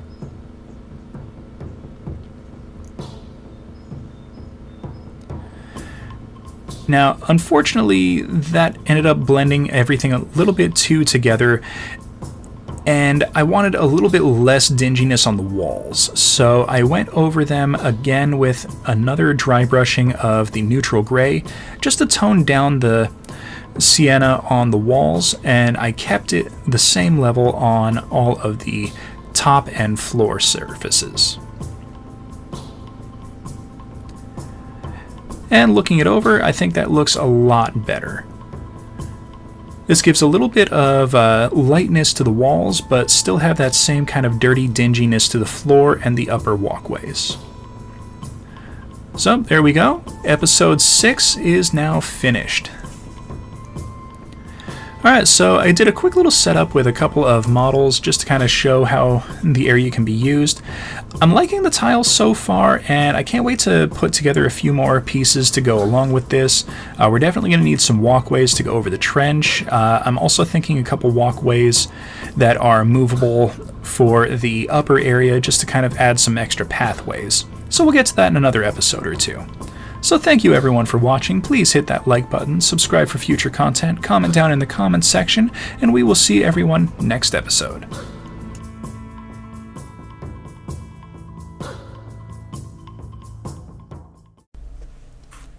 Part of the plan for our city's sewer system was going to be 2 identical tiles that could be used in multiple settings. Today we're going to build those.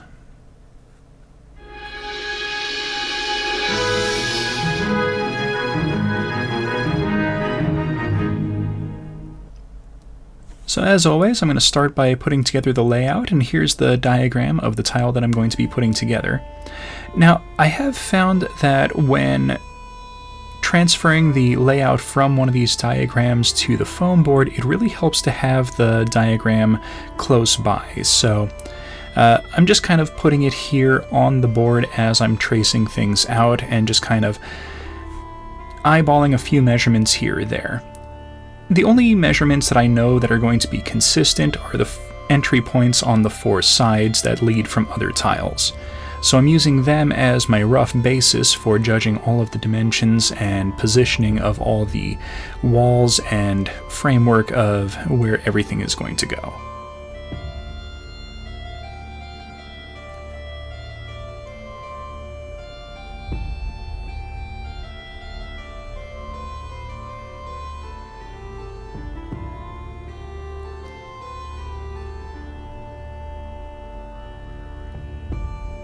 Now, since I'm going to be making 2 identical tiles, I don't want to bore everyone with making everything twice, so I'm going to put together 1 tile on camera and then do the other one off camera.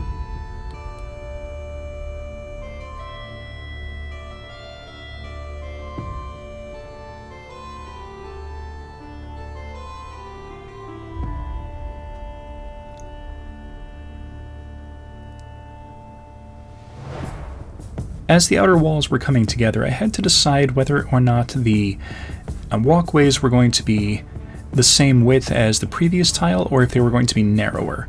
And I ended up deciding that instead of a 3 to 4 inch wide walkway, we were going to have 2 inch wide walkways with a few areas that were a little bit larger to kind of be little impromptu rooms or areas where models could gather. This will make it feel a little bit more like an underground sewer area.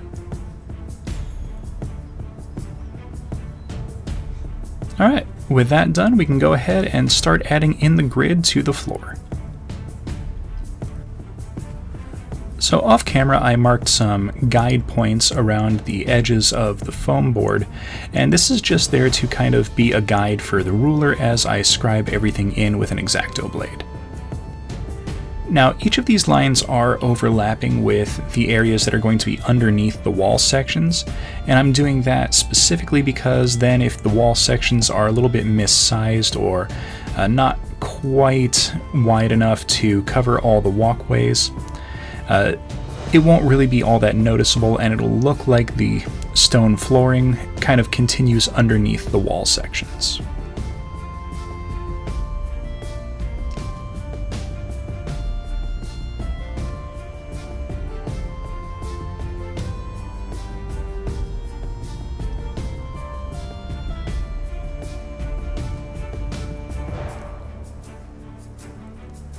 And once I've finished up the lines going in one direction, I will rotate the board 90 degrees and take care of the other direction off camera.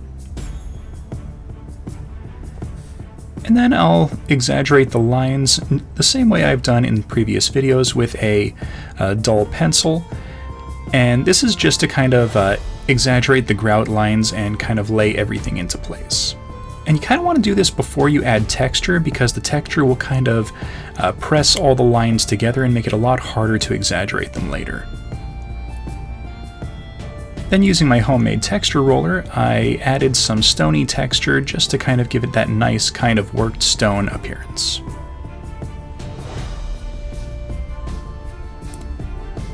Then once I had finished the entire board, I went back over all of the lines with a ballpoint pen to re-exaggerate the grout lines and kind of make sure I didn't lose any detail that way.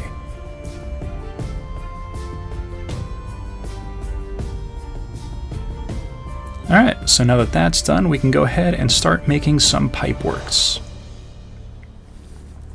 So I found these on Amazon a little while back and wasn't quite sure what to do with them at the time, but now that I'm making a sewer system, I think they'll work out quite nicely for that. Now, I didn't want to have every tile be the exact same in that it has a large open trench for the sewage to kind of flow through, and having found these amongst my random bits and bobs, I decided that they would be a really nice addition to a couple of the tiles to kind of add a little bit of extra something without being massively large in the endeavor to put them into place. And I'll split all of these between the two tiles. Now, this part is optional. I noticed that the clear plastic pipes were a lot more difficult to see on camera than I had expected, so I'm just kind of coloring them with a Sharpie so that they're easier to see on camera. But it did have a side benefit though. When I got to the painting step, the paint stuck to the pipes a lot easier than it would have if they were just kind of the plain clear plastic. It seems that adding the layer of Sharpie really made it easier for the paint to stick.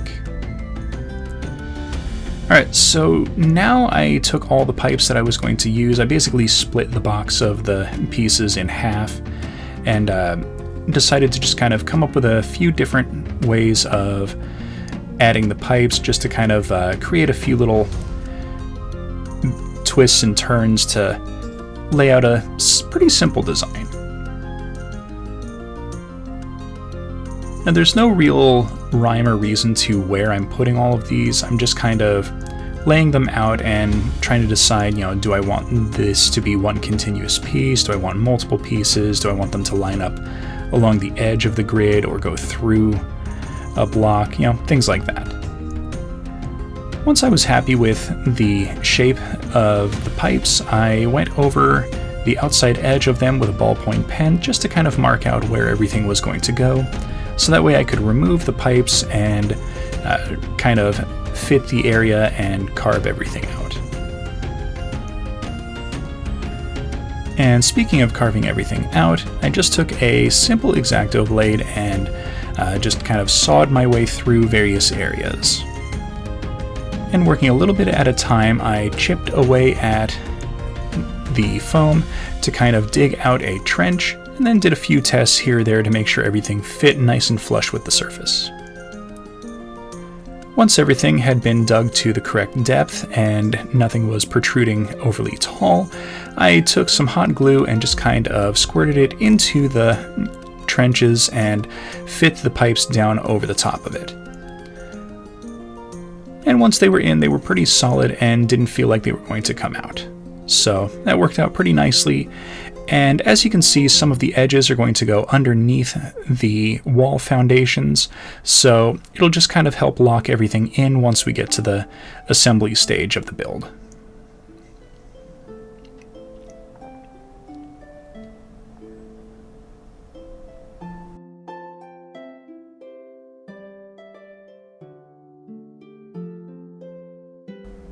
Alright, now it's time to create our walls.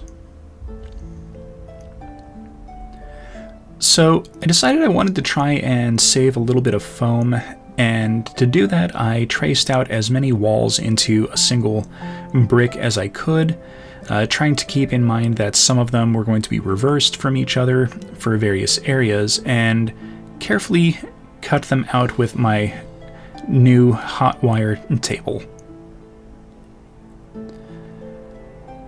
And since I'm making two identical tiles, I'm cutting out 2 of each wall section that I'm going to need.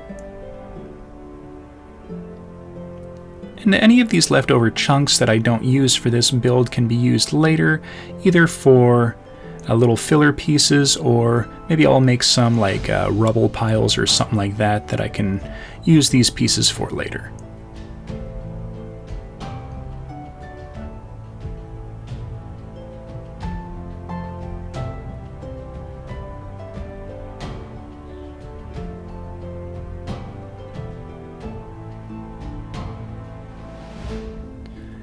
Alright, so right now we've got two of the tiles that have their own unique little setup of pipes and walls. Oh, so many walls. So, now that the walls had been cut out, it was time to add our texture to the outside of them. I made a whole bunch of strips of the flagstone texture pieces of 16th inch foam, and using a little bit of hot glue, applied them to the outside edge of all of our wall sections. And any areas that had some overhang like this, I trimmed off and sealed the edge with a little bit more hot glue just to kind of make everything flush and not kind of removable. Then wherever possible, I used the scrap leftover pieces to cover gaps and areas on other wall sections.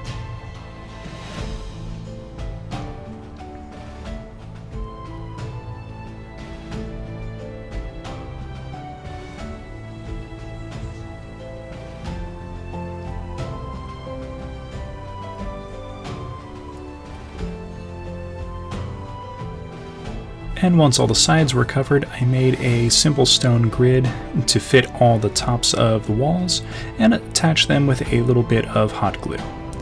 And I laid out the grid and textured these off camera because I didn't really want to rehash it from the previous video. Okay, so now that that's done, it's time to start sealing and painting everything. So to seal all of the foam, I did a 50-50 mix of some matte black paint and some Mod Podge, and then using a brush, I just applied it into all of the cut grid squares, taking special care to kind of fill in the grout lines as much as I could to make sure that there wasn't any of the original foam visible from above.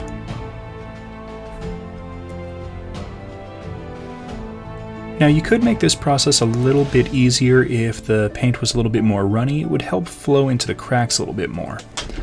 But I did not do that on this batch. I'll probably end up doing it on the next one.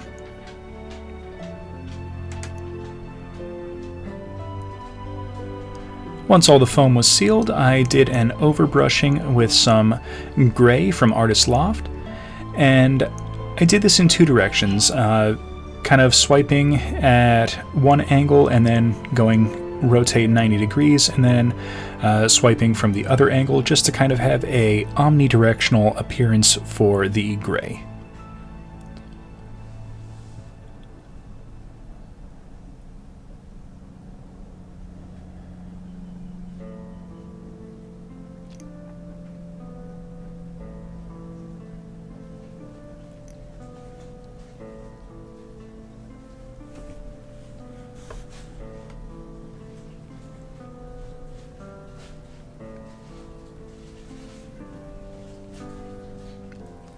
And once that was all dried, I did a dry brushing with some neutral gray just to kind of pick out all of the top highlights. Now you can see I'm covering the pipeworks quite a bit during this. Not to worry, we're going to paint them a completely different color a little bit later.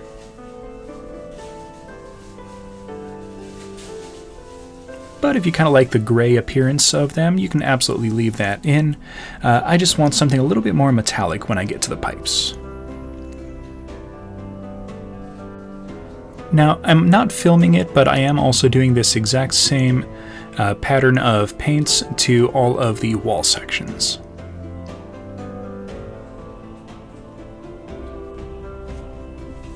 Then using some raw sienna, I stipple that onto the ground layer of the foam.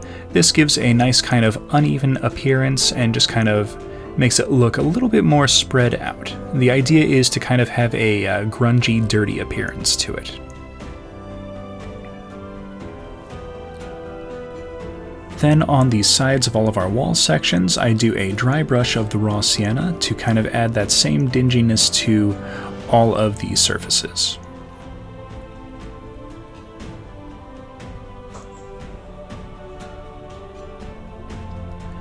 And then to tie it in with our previous tile set, I'm going to dry brush over that raw sienna with a little bit more of the neutral gray. This will cover up a lot of it, but you'll still see a lot of the kind of dingy griminess showing through all of the neutral gray. Now for our pipes, I went over everything with some silver. This is just to kind of be a base coat, and when it comes to using metallics from an acrylic line of paints, the brighter the undercoat, the more vibrant the upper coats are going to be. So I'm just using this silver as kind of like a additional primer layer to cover up all of the previous dry brushing.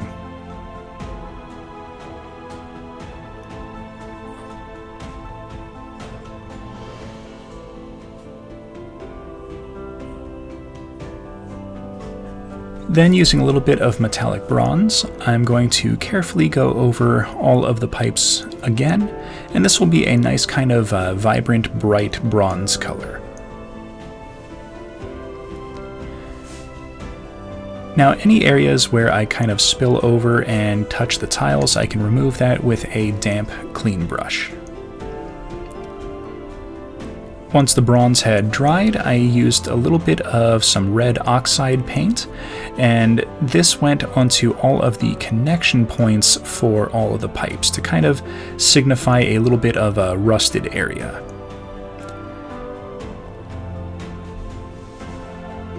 And then to kind of make the pipes look a little bit more dingy and worn, I add a pretty generous layer of some Null oil from Citadel Paints.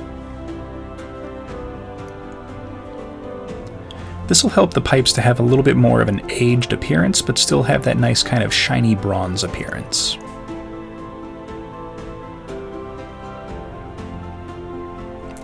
Alright, so now that everything is painted and sealed, we can start assembling.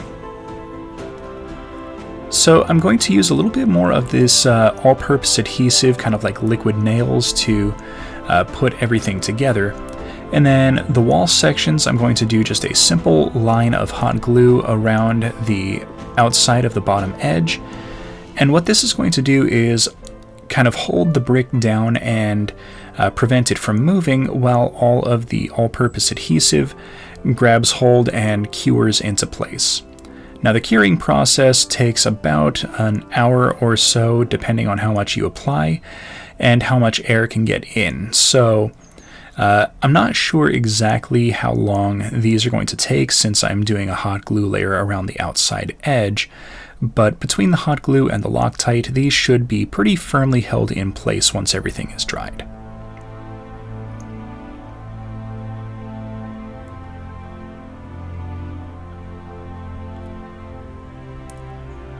And from this angle, you can really see the difference between the walls and the floor layers of the tile as well, just kind of showing the slightly different highlights that you can see in the paint layers.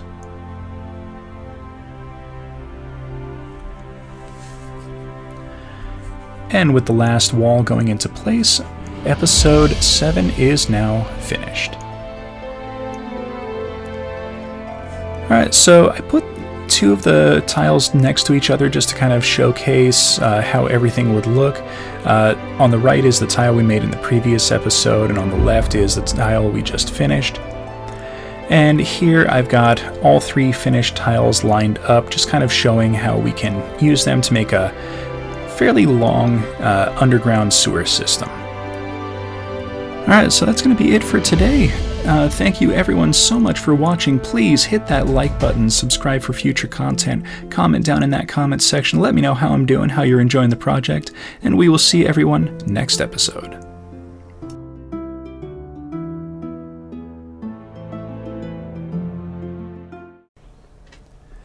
Today I will show you how I put together these modular walkway bridges and to be used in our modular sewer system for our cityscape terrain board.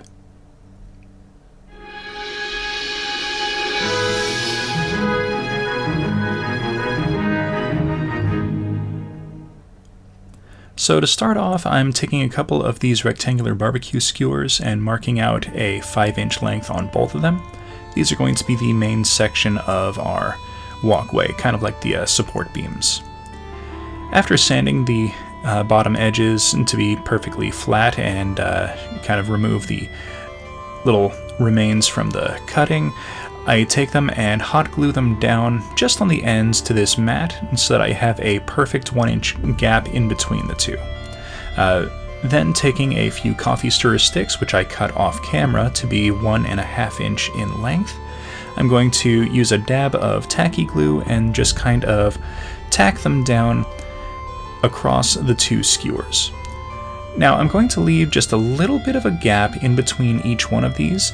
Since it's supposed to be in a sewer, I want it to appear as though the wooden planks are spaced out a little bit so that it has the idea that, you know, any water or liquid that accumulates on them would have space to run off and not collect and pool on top of them.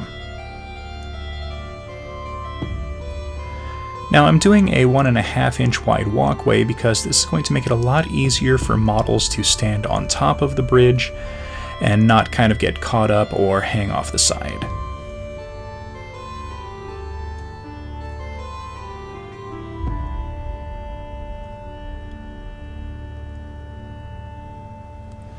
Alright, so now I'm going to let this kind of dry for about an hour before moving on to the next step. And as you can see here, it comes off the mat pretty easily, and we have a nice little bit of even spacing. But I want to remove all these overhanging edges, because these are going to make it impossible to attach any railings in the future steps. So I'm just going to very carefully trim the little overhangs off with a sharp blade. I'm using an X-Acto knife. You can use anything really. If you had some sandpaper and didn't want to use a blade, you can kind of sand these down as well. Now once everything is trimmed, I'm just going to do a quick little bit of sanding just to make sure that everything is nice and flush and I don't have any edges poking out. Then I'm going to use a combination of some 3/4 inch cut pieces of skewer and some 1 inch cut pieces that have 45-degree cuts on both sides to make these little supports on the bottom of the walkway. Now this is going to serve two purposes. This is going to be kind of the thing that braces up against the walls when these are fitted into place. And also in future videos, if I do like a woodland setting or something over like a small river or something like that, these would also be able to just kind of be slotted into place there to kind of go over the water without having to make a new bridge. So, kind of dual purpose there. Now I'm going to add some cross beams across the bottom. There's no real rhyme or reason to why I'm using 2 of them. You can use 2, 3, 4, however many you want. These are just going to be here to be a little bit of extra space for the railing supports to grab onto when I attach them.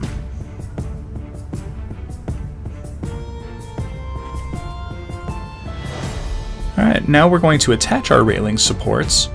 And I'm going to put a fairly decent amount of tacky glue onto each of the connection points. Now I've got 2 different types of supports here. There's the ones that I'm putting on the end, which have a 45-degree cut knocked into the bottom of them, just to give a little bit of extra style. And then there's the flat ones, which are going to attach to the support beams that we glued across the bottom. As you can see here, once everything is tacked into place, I'm just going to clamp them so that they don't move, and once all the glue dries, I'll remove the clamps. And if you're wondering where to get these, I found them at the Dollar Tree. It is a pack of 2 of them in a single purchase, so they're fairly cheap, easy to get a hold of, and worth picking up a few of them to have on hand. So while all that's drying, we're going to go ahead and cut our railings. Now the bridge itself is overall 5 inches long, so I'm going to cut these to 4.5 inches. I want just a little bit of an overhang for the railing at the front and back of the bridge, but not so much that it goes the entire length of the bottom support beams. And then just to give it a little bit of style, I clip the edges. Once the railing supports were dried, I do a little bit of tacky glue across the top of them, and then place the railing on top of that. After cleaning away any of the excess glue, I took a couple of binder clips and just used them to clamp everything into place. These are really easy to get a hold of and work very well to hold small things like this into place without being massively oversized.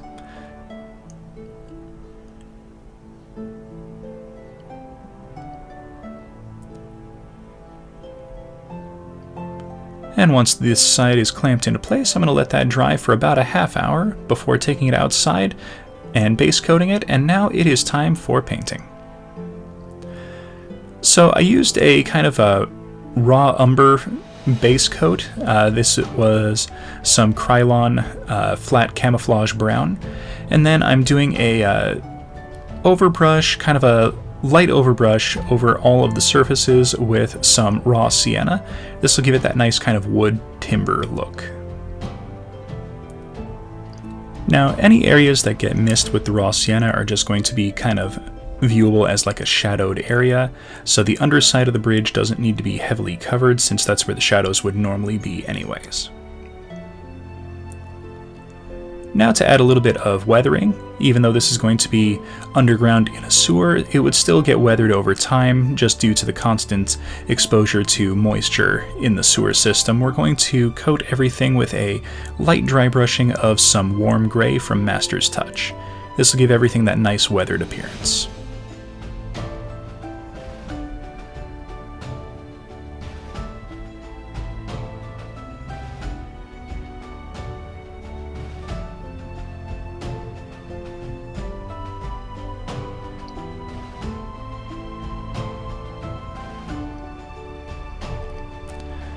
Alright, now you can leave it just like this, but I decided to add a little bit of what would look like moss or mold growing on the wooden planks, and this is just stippling on and spreading around a little bit of some sap green. Now this will be a nice kind of little bit of extra imagery and texture to kind of cling on to things. And as you can see, I'm applying it and then kind of spreading it around with my thumb just to make sure I have a nice even coating.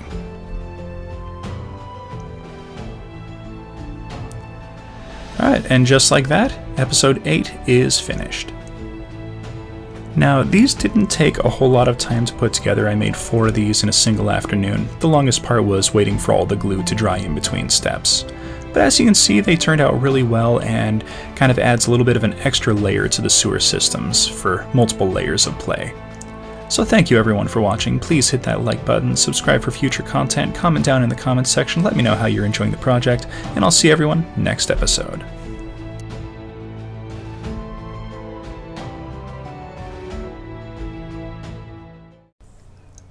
Today we're going to add some access points to the upper levels of our sewer system by making some wooden ladders and some modular staircases.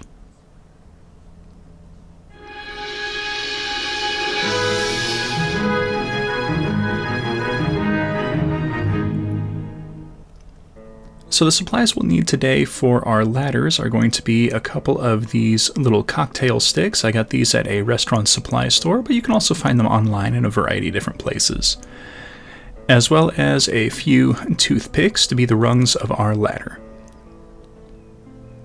Now for our stairs, we're going to use a tongue depressor, a few popsicle sticks or craft sticks, and a couple more of those cocktail sticks. Alright, so now that we have our materials, let's go ahead and get started with our stairs. Alright, to get things started, we're going to take our tongue depressor and lining it up on the mat here, I'm just going for a 45-degree angle, and I'm just going to mark out a series of lines at 3/8 of an inch separation. So each of these lines is going to be 3/8 of an inch apart from the lines around it, and then once I've got that drawn out, I'm going to rotate it 90 degrees like so, and draw it out again. And these are going to be all of the outlines for where we're going to place our steps.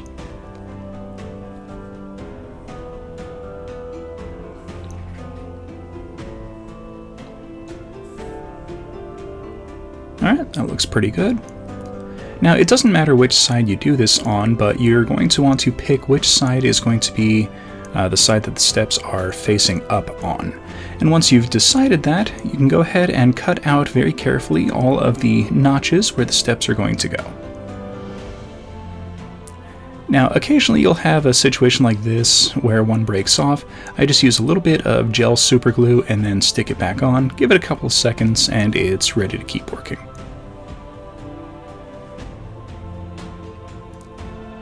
Alright, I will cut the rest of these notches off camera, but once we have them all notched out, we're going to cut this in half, and it's going to give us 2 of these. These are going to be kind of the guides for where all of our stairs are going to go.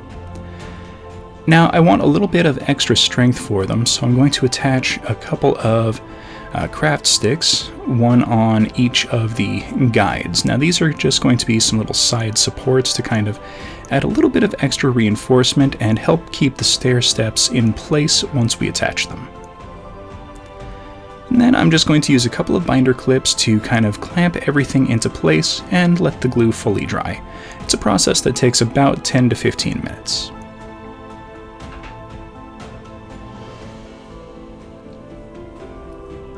Alright, while that's drying, I'm going to take the couple of cocktail sticks, and I'm just going to trim a section off of this large paddle here, and then trim it down to just under 2 inches in length.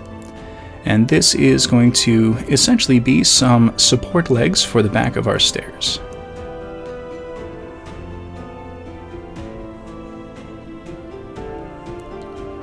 Alright, there's one. I'll cut the second one off camera. Okay, now that our guide is dry, I'm going to very carefully trim the sides so that all of the areas that are going to be touching the ground or the stairs are kind of free and clear and kind of flush with all the pieces. Now, don't cut the sections that are around the notches, because we're going to need those to kind of guide the stairs into place. But for the top step, I'm going to leave a little bit of an extra space so that the stair has a little bit of room to attach, but it's also a little flush. Now I'm going to carefully trim a section off of the top rung. This is just going to be a little bit of a gap for the back support legs. Just a space for them to slot into and kind of glue into position. Once I've got that, I'll attach a little bit of glue and then clip the stair into place. And then, using a binder clip, I will attach everything and just let it dry so that it doesn't kind of come out a little wobbled or out of position. Okay, so I've got both of these done now. They're dry and pretty stable, so we can start the process of adding in our steps. Now, this is just a pretty simple process of apply a little bit of glue into the top of each of the steps on the guide, and then starting at the bottom step of the stairs, I'm just going to put one side into position, hold it in place, tack it into position on the other side, and then just lay in each step, starting from the bottom, working my way up.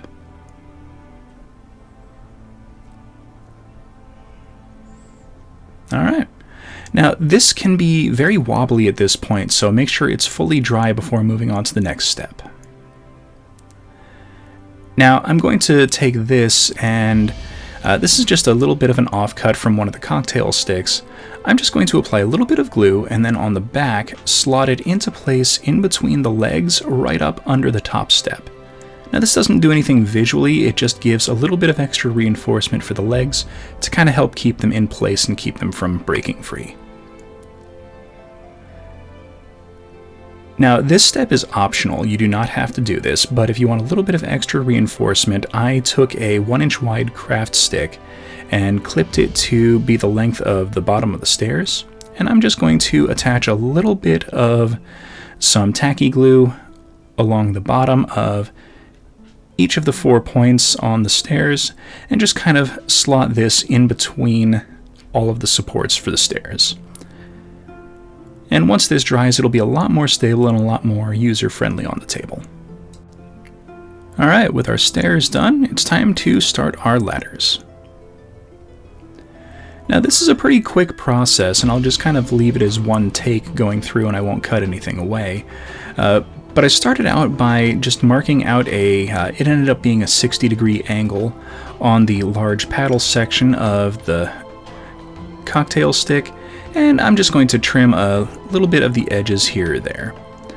Now the stick itself I trimmed to about 3 inches, and that seemed like a pretty good length for a ladder going up to a 2-inch high point.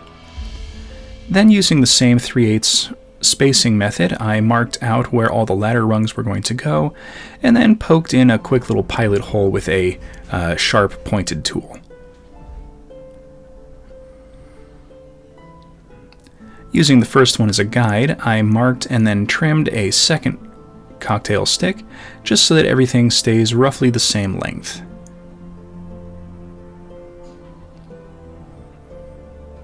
Now it's time to drill the holes, but to do that we're going to start by clamping our 2 pieces together, with the one that has the holes marked on the top. Then using a 3/16 drill bit, I carefully drilled out the holes, and doing it this way means that all the holes will line up perfectly. So clamping them together means that I don't have to hope that the holes on the second stick match up to the holes on the first stick and then end up having to re-drill or redo a whole bunch of work.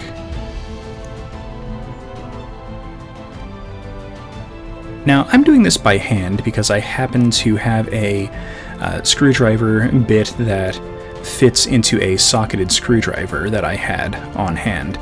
But you can do this with a hand drill or kind of a drill press or something like that. I would just use a lower speed so that you don't run the risk of the piece flying out of your hands or the wood catching the bit in a bad way and tearing it apart. As always, make sure that you're practicing safety first. Don't drill into your hands. Don't put your fingers on the other side of the hole. Make sure that everything is secured down before you use any power tools.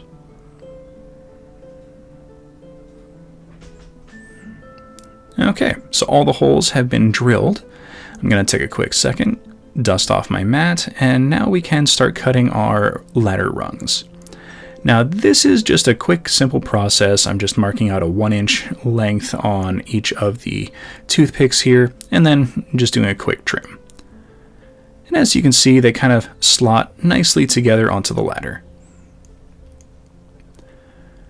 So I'll just quickly clip up all the rest of the toothpicks.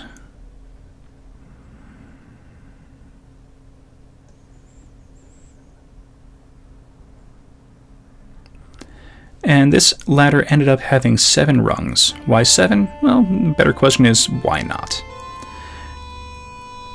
Then using a little bit of tacky glue, I'm just slotting all the toothpicks into place. Now I will say, as a happy coincidence, the spacing on the ladder rungs did help to kind of allow models to slot onto the ladder and actually remain suspended.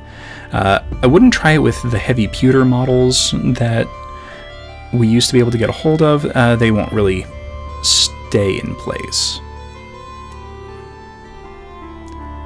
Now I wanted the ladder to be a relatively consistent width, so using the grid on my mat, I just kind of repositioned the rungs a little bit by kind of squeezing the sides together or pulling them apart, just to kind of make sure that I had the right spacing that I wanted.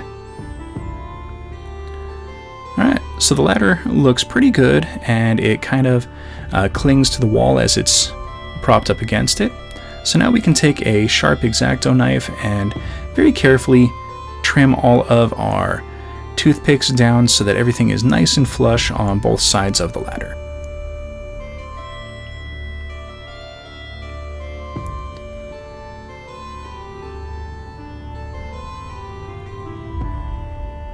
Alright, quick little sand to make sure I didn't miss anything, and our ladder is done. The whole process took about 20 minutes. Alright, so now that those are all built, it's time to get painting. Now I ended up making a few ladders and a couple sets of stairs, and then took them outside and gave them all a base coat in some flat Krylon brown camouflage. And then I do a nice little overbrush with some raw sienna. I'm focusing on the top and the sides, mostly because the bottom is going to be a very hard to reach place and it's going to be naturally shadowed anyway. So focusing on the top kind of gives that nice kind of appearance that I want.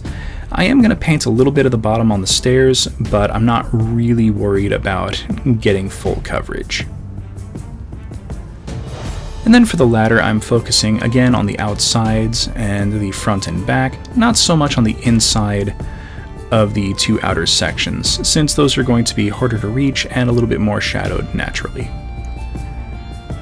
And then for the rungs, it's just a quick few passes with the overbrushing, just to kind of impart the coloration.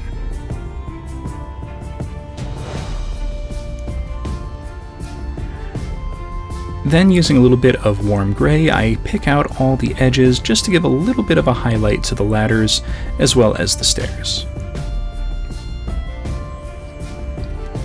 Now, if you want these to look a little bit more worn and used, I would say focus the dry brush around the dead center of the ladder rungs or the stair steps. That'll kind of help to imply that those are the areas that are touched most often by the miniatures, kind of signifying that these are where the wear and tear of the boots or shoes or feet or hooves or whatever your models happen to have would come in contact with most.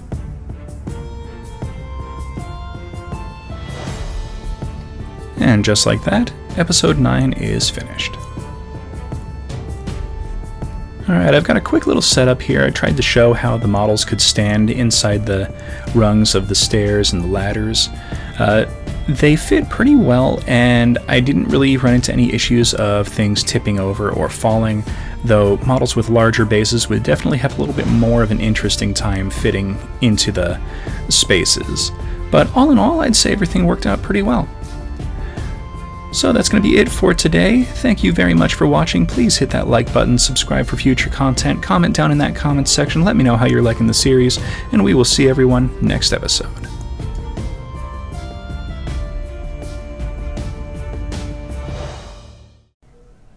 Today I'll show you how I put together some modular walls that are great for sight blocking and blocking off passageways.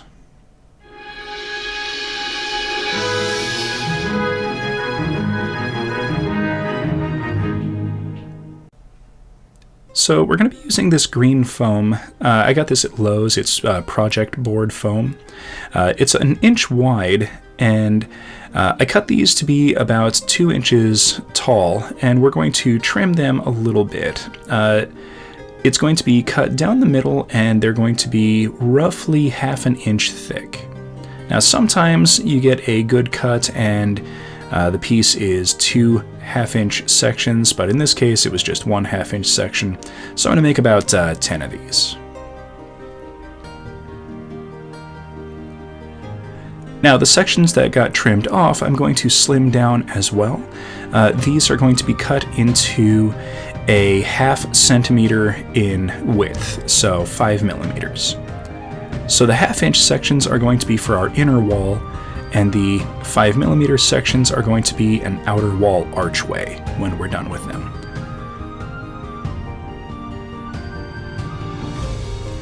Now I want to cut 2 of these archway sections for each of the inner walls, and given that the sizes are being trimmed down just a little bit, the overall width of the wall sections when they're done are going to be just under 1 inch. Okay. So let's go ahead and make the inner wall. So I've got a bunch of the inner wall sections that have been cut here. Each one of these is roughly 1/2 inch thick. I also made some 2 inch sections and some 1 inch sections just to have some variance. The 1 inch sections are going to end up being pillars, and the 2 inch sections are going to be just slightly smaller walls. This will add a little bit of variance and a little bit of extra modularity for gameplay.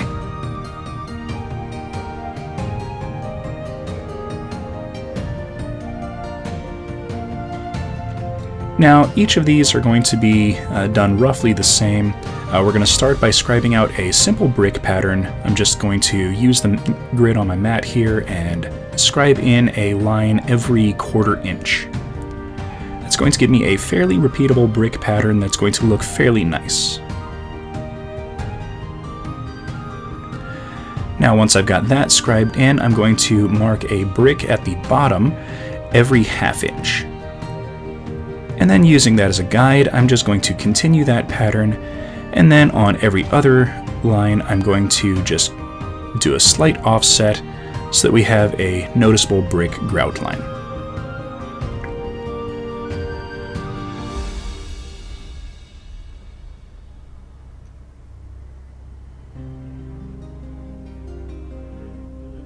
There we go.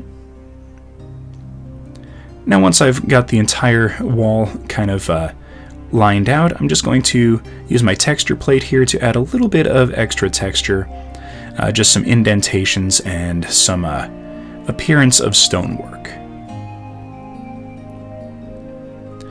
And then just to make sure I didn't lose any definition from the grout lines, I'm going to retrace everything with a ballpoint pen. So make the lines a little bit larger and just kind of help to maintain all of the appearance of brickwork.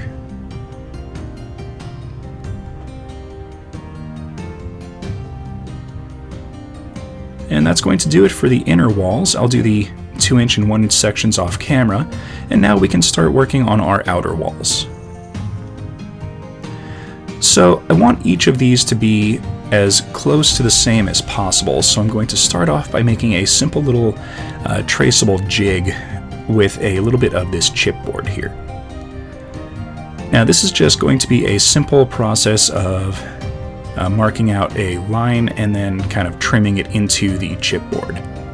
But I want this to kind of wrap around the foam, so I added this little lip here, and that's just cutting a little bit into the chipboard so that it bends but doesn't cut all the way through. Now on the two far sides of the archway, I want it to be roughly a ½ inch, just to kind of give the appearance of a pillar on either side of the wall. So I'm just going to mark that out, and then I'm going to mark a ½ inch down from where the top of the archway would be. And that gives us this little pattern here. And now you can kind of use any round surface to do this. I'm just going to use this little tin that I've got here and mark out a simple little archway. Now if you don't want to do an arch, you can do like a simple line to kind of have a little bit more angular look. Maybe you're going for a dwarven theme and you want something a little bit more strongly angled to do that. But either way, once you've got everything marked out and you know where all your pieces are going to go, grab a sharp knife or utility knife, or in this case an X-Acto knife, and very carefully cut all of your sections so that you can remove the inner section of the wall, and you've got a nice simple little archway.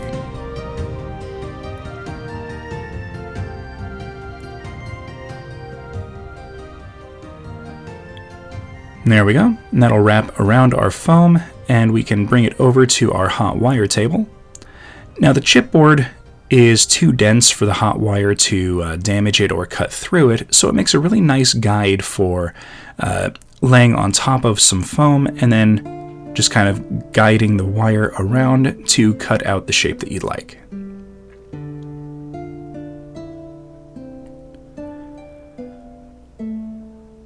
Alright, that looks pretty good. So now I need to do this 19 more times. Once I had those all cut out, it's time to add in our brick pattern to the outer wall sections. And this is fairly much the same as the inner wall sections. There's just a little bit of a gap in between some of the scribed lines. Now you do want to be a little careful. This foam is fairly durable, but it is still foam. So if you cut a little too deeply, you might end up running into some issues where the foam kind of breaks apart as you're working with it. If that happens, you can try and piece it back together with a little bit of glue, or you can work with the fragments and then glue them into place so that it looks like there's just a little bit of battle damage or something like that. Once I've got my lines scribed in, I'm just going to trace them out with a pencil to exaggerate the lines, make them a bit more noticeable, same as we did with the inner wall.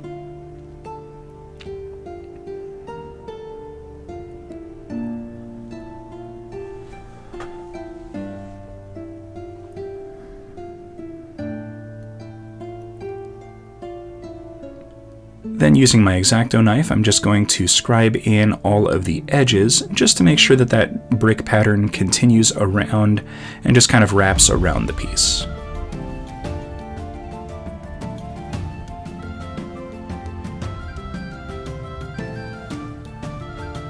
Now these sections of the wall, you only need to scribe in the brick on one side, since we're going to be gluing one side onto the inner wall.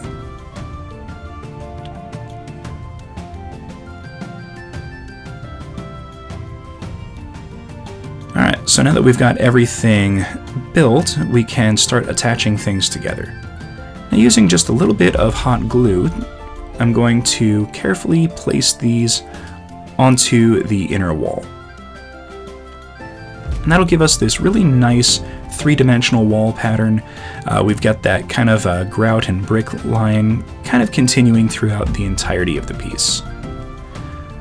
Kind of gives the appearance that there was a section of flat wall, and then some more bricks were kind of laid up around it to create the archway.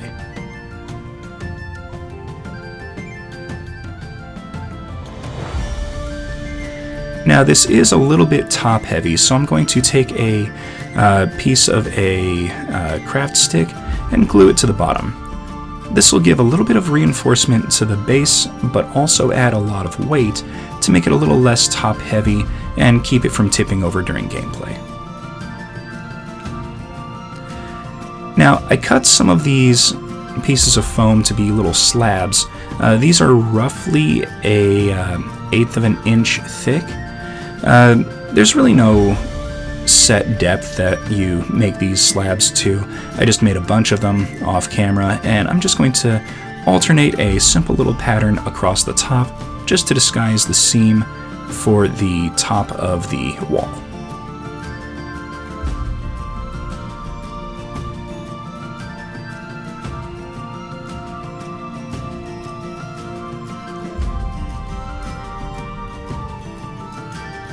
Now you can get as creative as you'd like with the pattern on the top.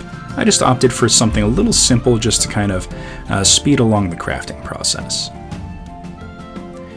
If I did these again in the future, I might go with like a herringbone pattern or something a little bit more ornate.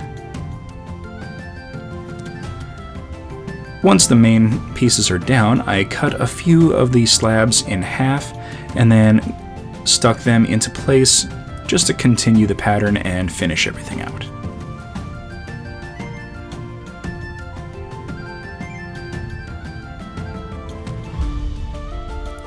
Now, in terms of the sizing of everything, if you wanted, you could put one of these walls down and still have it be a playable area. In this case, every 3 slabs is roughly 1 inch. So I could still use this as a recognizable grid for models to stand on top of or walk across. Alright, so that is everything crafted together. We're just going to make sure that all of the slabs have that same kind of indented line on the top of them. And then I'll press them down onto the texture plate just to kind of indent a little bit of texture.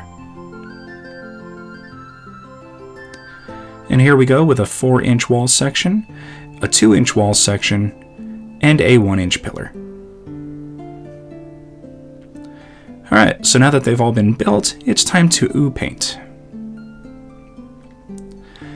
So first thing I'm going to do is seal everything in with a 50-50 mix of some black acrylic paint and some Mod Podge. Now, if you do like I did and batch a whole bunch of these together, I made 10 of the 4-inch walls, 8 of the 2-inch walls, and 4 pillars. It's going to take you quite a lot of time to paint everything together. Make sure you're doing it in a ventilated space so that you don't get headaches or inhale glue that much. Once that was dry, I went over everything with a overbrushing of some Artist Loft Gray just to give it that nice deep baseline of stone coloration.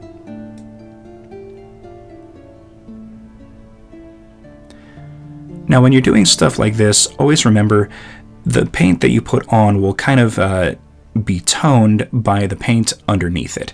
So if you use a light paint followed by gray, it'll be brighter. dark paint followed by gray, it'll be darker. Now to add a little bit of highlight, I'm going to go over everything with a dry brushing of neutral gray. This will just kind of pick out the raised areas and highlight some of the stone texture.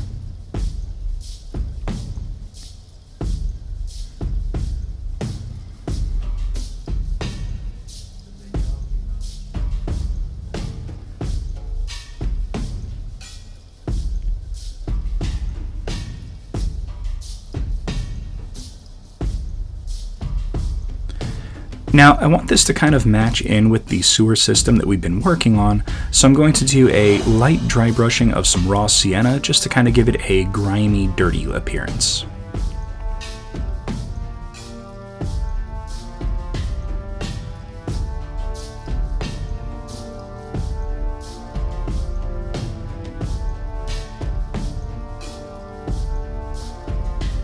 Once that was dry, I went back over everything with another highlight and dry brush of neutral gray, just to reacquire some of the raised edges and highlights. Now you'll still be able to see the raw sienna through the neutral gray, so you still have that kind of grimy appearance, but it doesn't look quite as pronounced.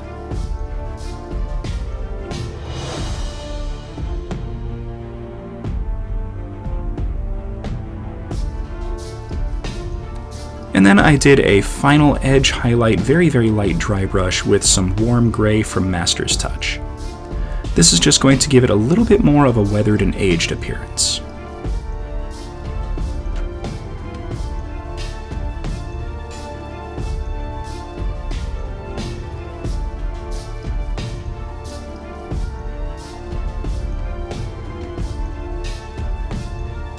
Alright, and with that, Episode 10 is finished.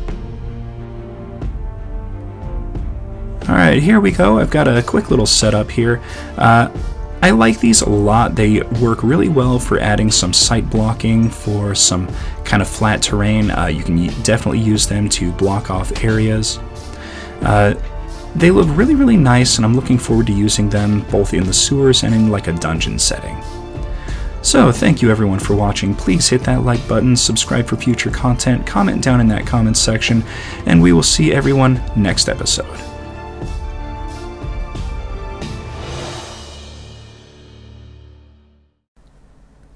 Today we start finishing out our last 3 tiles by making some hidden rooms to flush out our little sewer dungeon.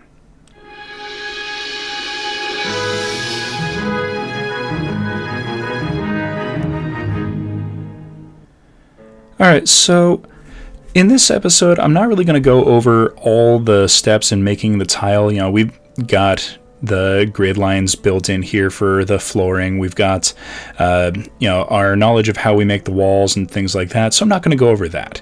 But what I am going to do is kind of show you my thought process for making the little hidden rooms here. Now, in the diagram, it kind of goes through at a diagonal angle, and while I could do that, I still want to maintain that kind of playable area on top of these sections, and making like flooring above that and having the grid kind of offset would be a little problematic. So instead we're going to just kind of mark out a couple of lines, and this is basically going to be just a marker for myself of a 1-inch border around certain parts of the interior of this wall section. Now, what I do want to do is have a walkway go through and come out at 2, maybe 3 sides. So we're going to start by marking that out. Now, I don't want the entrances to be too close to each other, so we're going to go just a little bit offset from where the entrance to the next tile over would be.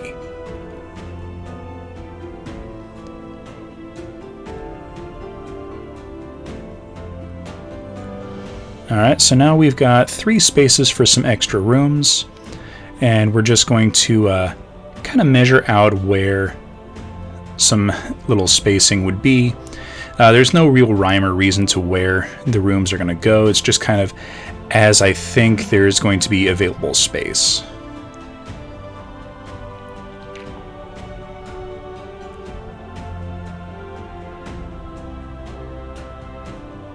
Now, each of these little door arches are going to be 2 inches wide, and that's going to be so that I can make some doors that will kind of slot into them, and the doors will be, a 5-foot wide door, but they're going to take up a 10-foot space just because I want a little bit more of a embellished archway to go along with them.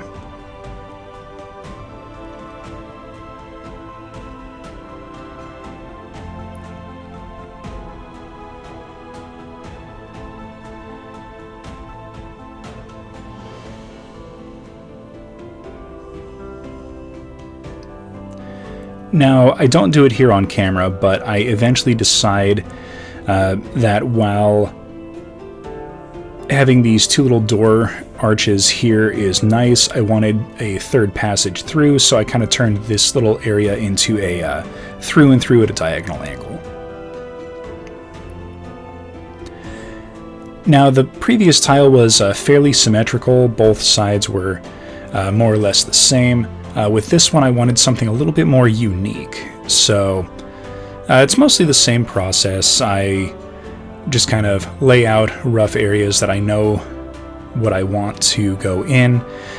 Like the original diagram, I do still want that large room at the end of a hallway, and this is going to just have a couple of rooms on either side, but they're not going to be the same shape or the same size.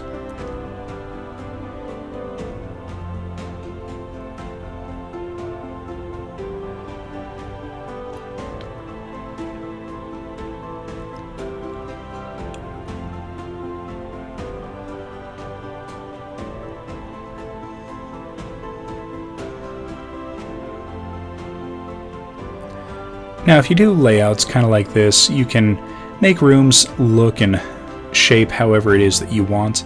There's a lot that you can do with very little space, and it kind of gets a little interesting and exciting when you start putting something together that is going to be unique and have a whole lot of different playable aspects when you put it down on the table.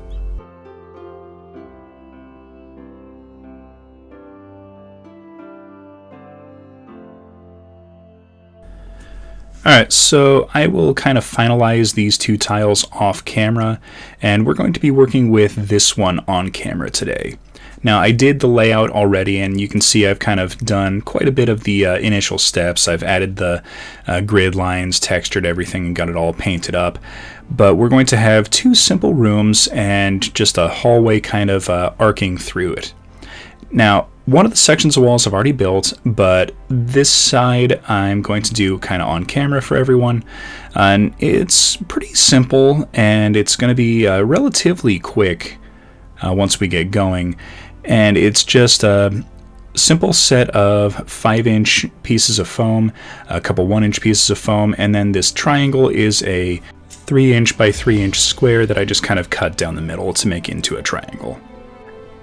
Okay, so now that we've got our pieces and we know our rough layout, we can go ahead and start building our walls.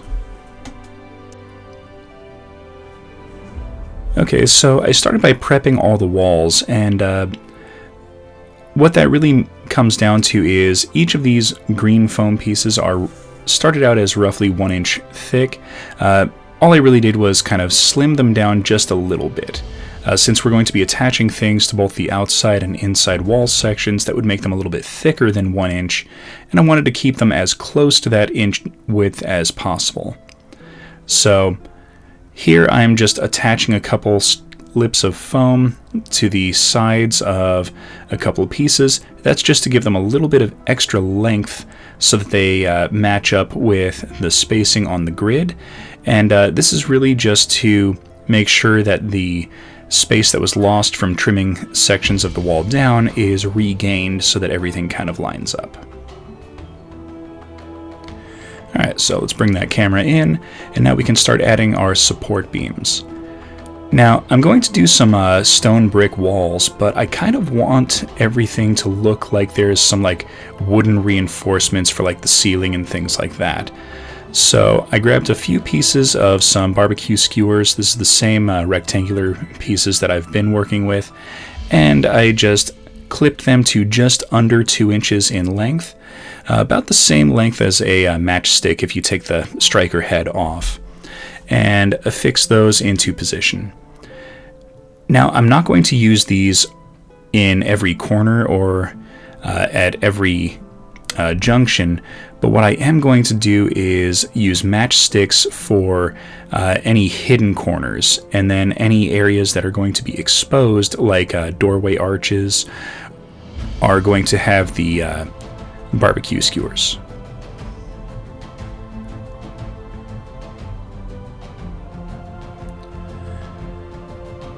Okay, so we've got a couple of inside corners here, but we need some roof support, so I'm going to add a crossbeam with a barbecue skewer across the top. And I'm going to leave a little bit of a gap, probably close to 1/8 of an inch. Nothing super huge, but just enough to recess something in. Now what that something is going to be revealed in the next episode or two, so you're going to have to come back and check out the next episode for that.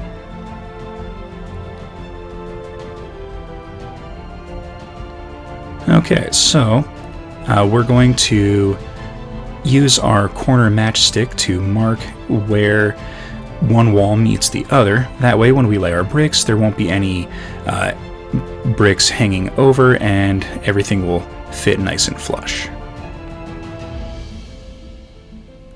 And I'll add the rest of the support beams off camera. Okay, so now it's time to apply all of our bricks. Now, these are the same little slab bricks that I used in a previous episode. I'm just going to make a simple repeating pattern. If you're curious what this pattern is called, I believe it's called herringbone. Don't quote me on that, I could be very wrong, but I liked the pattern. I think it looked nice, and it was fairly easy to replicate here on the wall. And it adds a little bit of extra dimension to the build so that it's not just that same normal brick pattern that you see all over the place.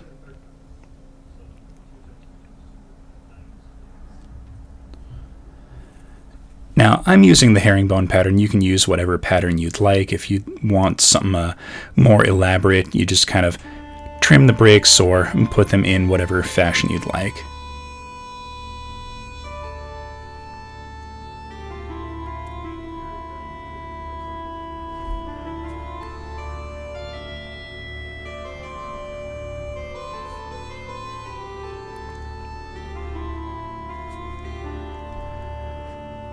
Now, I am attaching all of these with some hot glue just for expediency, but you can also use PVA or any kind of adhesive to fix them into place.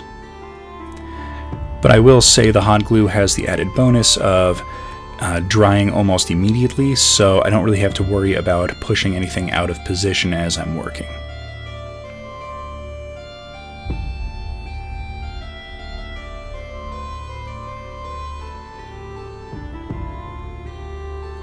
Alright, so now I can trim the overhanging bricks, and we have a nice flush base.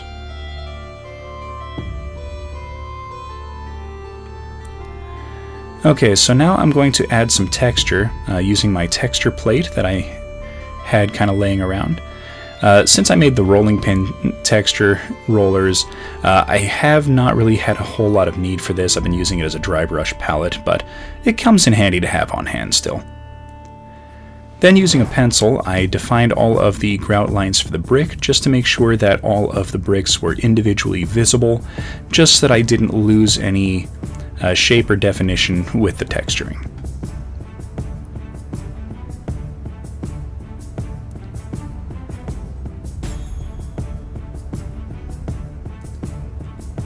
And once I've got everything textured and defined, we can assemble a few of the pieces together. Here I've got a corner section put together, and we've got an exposed corner that kind of needs a little bit of extra detail. So I'm just going to put a little bit of hot glue into that little crack there, and then fit a matchstick into place just to kind of give it that impression that this corner is still supported by a wooden post, but it's not so thick that I need to figure out a way to kind of disguise it or embed it into anything.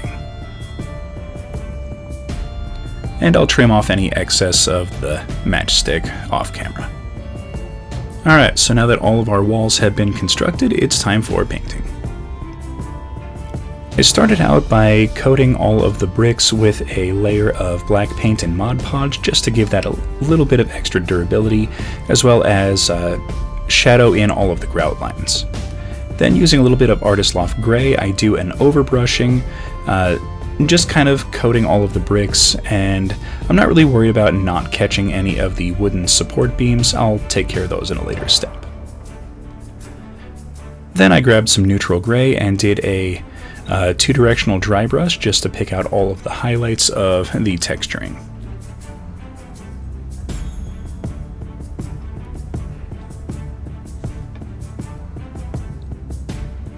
Then for just a little bit of extra highlight, I took some warm gray from Master's Touch and did a downward dry brush starting at the top of the wall just to give a little bit of highlight to make it have that appearance of some light coming in.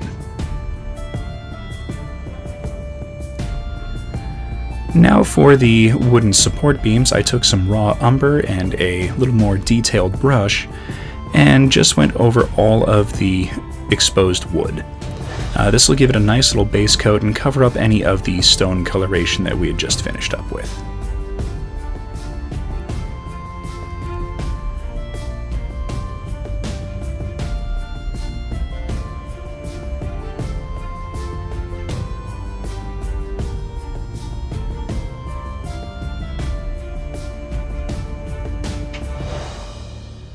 And once that was dried, I used some raw sienna and did a light overbrushing over all of the surfaces of the wood. This will give everything that nice kind of wooden timber appearance.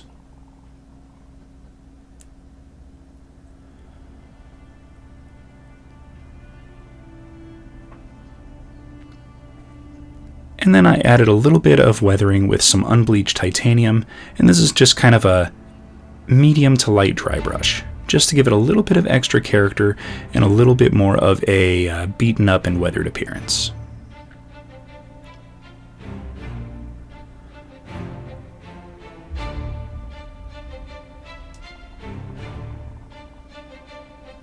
And once that was all dry, it was time to start assembling everything together.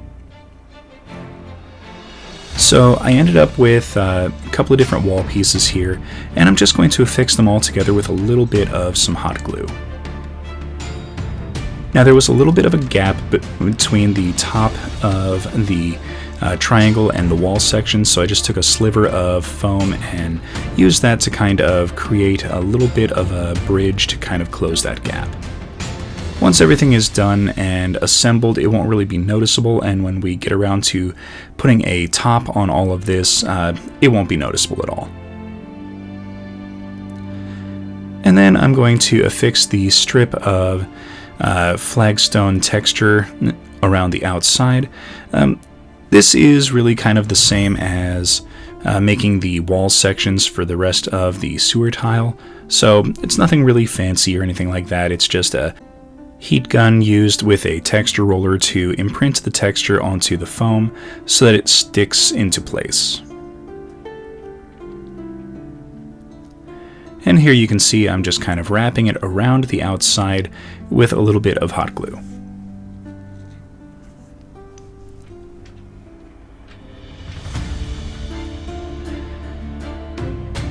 Now, I don't really want to make this video have the same thing as another video, and I don't want these to feel overly repetitive.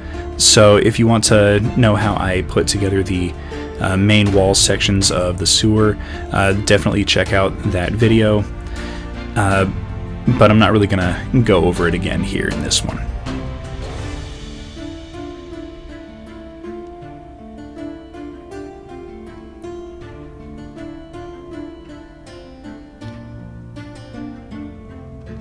Alright, that's looking pretty good. So now that everything is coated and painted up, it's time to start affixing it down to our tile. And this is just going to be a little bit of hot glue around the bottom. Normally I would use some all-purpose adhesive, some Loctite or something like that on the bottom, but given the small area I have to work with, hot glue will work just fine. Now, I did run into one small issue. The walls did not quite line up perfectly with the grid, so I just kind of forced it into the position that I thought would work best, and off camera touched up any paint that could be fixed up.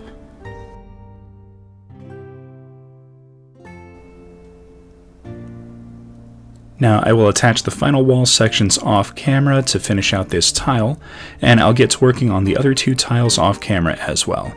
But all in all, here we go with episode 11 finished. Alright, so far the hidden rooms look pretty good. I'm liking how they came out, and I think they fit the theme pretty well. Now the series is almost done, but we've got a couple episodes left, I think. We're definitely going to need to put in some doors. I'm thinking that the doors on the inside where the rooms are hidden are going to be more permanent, but we definitely need to have some like removable doors to kind of swap out between a couple of different options. I'm thinking we need at least one kind of like hidden door. I'm not quite sure how we're going to pull that off yet, but that's going to be handled in the next video because this video and episode is going to be finished. So thank you everyone for watching. Please hit that like button, subscribe for future content, comment down in that comment section, and we will see everyone next episode.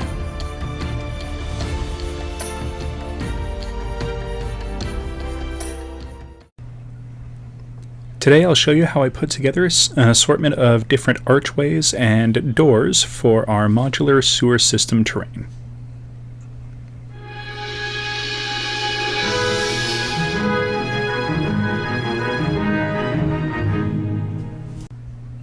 So we're going to use a little bit of this foam board. This is from the Dollar Tree. I've trimmed it to be 2 inches wide. And then we're going to use a few of these 1-inch wide craft sticks. Those are going to be the tops and bottoms of our doors.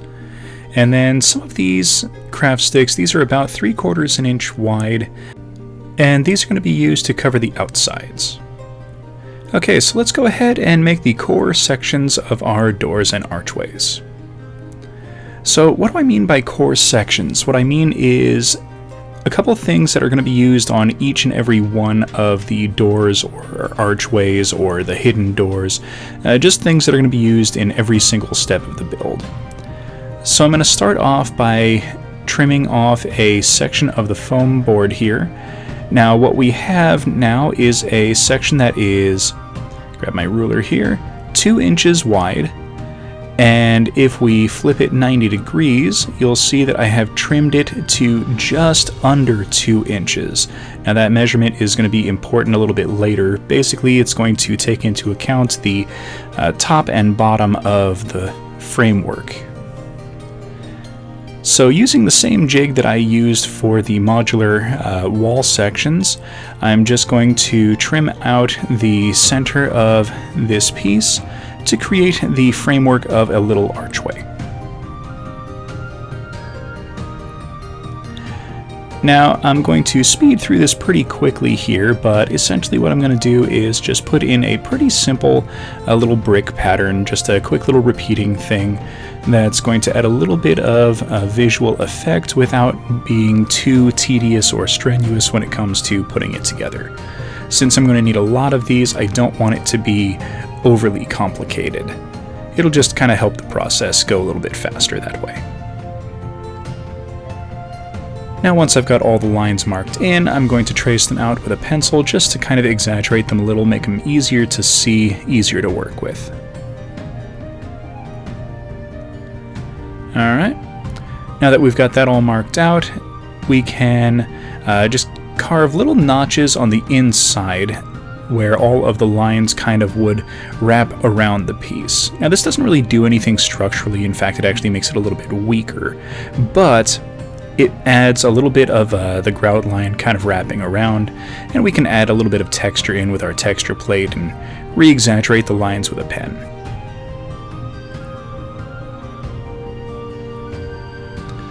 Alright, there we go.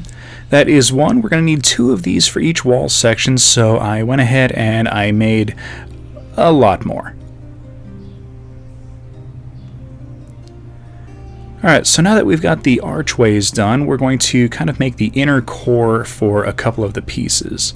Now, I just took my texture roller and rolled out a little bit of the pattern onto this foam. Now, you could just kind of leave it like this, but the pattern is really shallow and I'm always a little worried that it's going to kind of spring back out over time. So I'm taking an X-Acto knife and I'm very carefully cutting little shallow cuts where all of the grout lines in the pattern would be.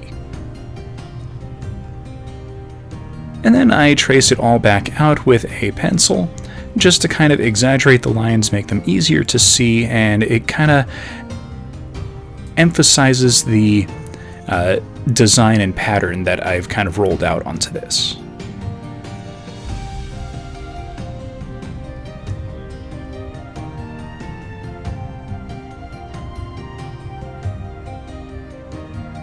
Okay, there we go. Now we can impress our texture onto it, and then re-exaggerate the lines with a pen, just to kind of make sure that we didn't lose any definition. Now you can also kind of chip away a couple of these, squash them down, tear little pieces off to kind of add some damage, just create a little bit of variation however you'd like. Okay, so now we're going to start by making just a simple little wall, mostly because I don't want all of the sections for this build to just be little passable areas. Sometimes you want an area that's kind of closed off, make the adventuring party take a different route. This is something that you can just kind of tuck into one of those spaces to kind of make them go a different way, but still look nice and kind of fit the theme. Okay, so now that we've got that finished, we're going to make a archway. Now, this is going to be similar to the first step where we just made a couple of little arches to go on the front and back of the core, but what we're going to do here is I've offset all of the lines, and we're not going to worry about a brick pattern except for the very top, because nothing else will be visible. Then I took a piece of the craft stick, the size that I wanted the archway to be, and I took it over to the hot table and just kind of trimmed it out. Now I can attach one of the larger archways to the front and back, and that creates a nice little decorative archway that we can put into a 2-inch wide opening. And I'll make a 3-inch wide one of these off camera. Okay, now that that's done, I think it's time to make some doors. Okay, we're going to start with a simple wooden door. Now I've got one more of these craft sticks. Now I've cut this to be 1.5 inches tall. And then I trimmed a small little section off of one side just to fit a toothpick on the end of it. Then using a few coffee stirrer sticks, I attached them onto one side. And then using the top as a guide, I just kind of trimmed the edges off to give it a nice rounded top. Then I repeated the process on the other side.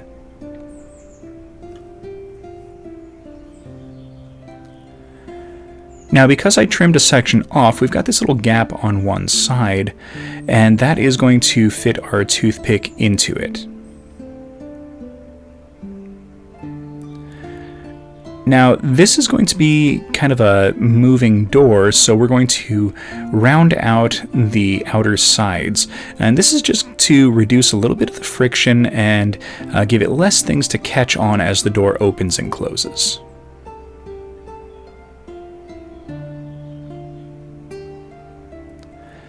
Now for the toothpick, this is a decorative one. You can use whatever kind of toothpick you'd like. I trimmed the end off and then cut it down to about a 1 3/4 inch length. Then I just kind of press it into position with a little bit of hot glue. Take a regular toothpick, poke a hole at the top of our archway, insert the toothpick, and there we go. Nice simple doorway. So now we're going to make our hidden door, or secret door, whatever you want to call it. Now I took another piece of the craft stick, cut it to, again, 1.5 inches, and we've got one of our core pieces here. And I'm just going to tape this onto the back of it, and it's going to go right in the center, aligned to the bottom. Now I can take that over to my hot table, and using the craft stick as a guide, I can very carefully trim it out, and we're going to save both pieces, the archway that we just created, as well as the piece that we taped into the craft stick. Okay, so here it is, and we're going to quickly glue on the archway on the outside. Now this is going to just give it a little bit of reinforcement while we're working. And you can kind of see what the plan is here. This is going to be our door, so it kind of blends in with the wall. Now to make the actual framework, we're going to use a couple of popsicle sticks that I trimmed to fit the length of the wall. And these are going to just go right up against where the door would go, just to add a little bit of reinforcement. And then we're going to trim a section of the craft stick here, and it's just going to go right across the top. Now I cut this to be a little bit shorter than the gap here on the foam. And the reason for that is we need to leave a gap where the toothpick is going to go to act as a hinge. So now we can make another door, and this is just going to be a little bit simpler than the previous door because we're just going to take 4 pieces of our coffee stirrer stick, and they're just going to be glued straight onto the back of this piece of foam to act as our little hidden door. Now this one ended up being a little bit too narrow for all 4 pieces, so I trimmed one down so that it had enough room to add our toothpick. Now, unlike the previous door, we're not going to trim anything off of this. We're going to leave everything exactly as is, because we also want this door to only be openable from one direction. So that's just kind of going to create a little stopper so that it doesn't open in the wrong way. And then we'll attach our archway back onto the outside on the back, and make sure the door can swing open freely and trim any areas that kind of prevent that. Alright, so now we can cover the outsides of our archways, our walls, our doors, and we're just going to add a little bit of the 3/4 craft stick into the outsides. I made up a quick little 2-stone walkway that I can put on the top. And we've got 2 different kinds of walls. We've got just a regular wall here, which I'm going to attach a wooden base to. And then we've got passageways, things that are designed to have areas that kind of walk through. And for those, I made these little clear acrylic bases. And they're going to go across the bottom so that we don't lose the visual of the flooring that we have on our other areas. So these can be used in a variety of different places, and you don't really have to worry about the floor matching up with everything. Now for our hidden door, we want it to appear on the table as though it is a wall. So we're going to mark out where our door hinge is going to go, do a quick little drill out, and then this little wooden paddle piece here is going to attach permanently to the bottom of the hidden door wall. And we're going to fit the door in place, make sure everything works. But we've got this little nub on the bottom here, and we're going to trim that off. I like to mark it, pull it back out of its little peg hole, and then trim it, and then put it back in. It's an extra step, but it makes it a lot easier than trying to fiddle with it while it's attached.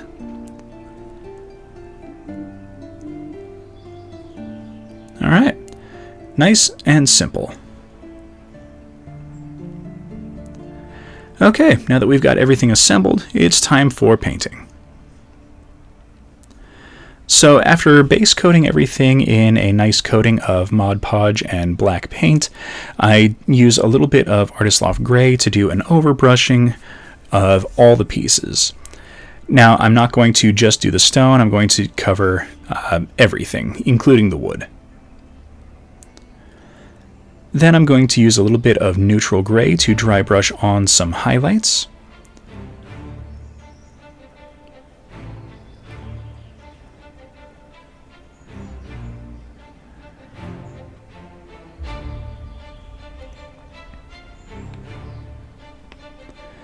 Then using a little bit of raw sienna, since this is going to be in a sewer, I'm going to grunge it up a little bit by adding a light dry brushing onto all the sides.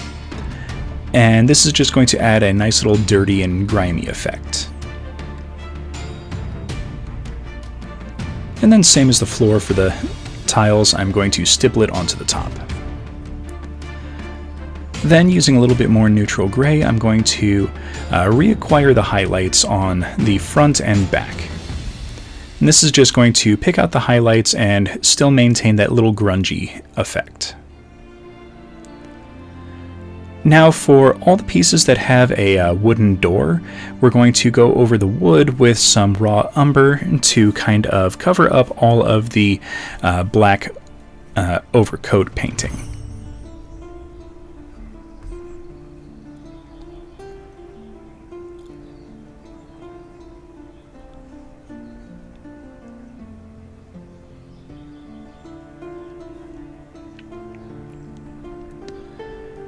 And then once that's dried, we're going to give it a nice timber appearance by dry brushing on some raw sienna. Now be careful not to go a little too heavy like I did here. It dries a little bit dimmer than it does on camera, but you can still accidentally go a little bit overboard. Then I'm going to add a little bit of weathering with some unbleached titanium paint from Artist Loft. And this just gives a nice little bit more of a warmer and aged appearance.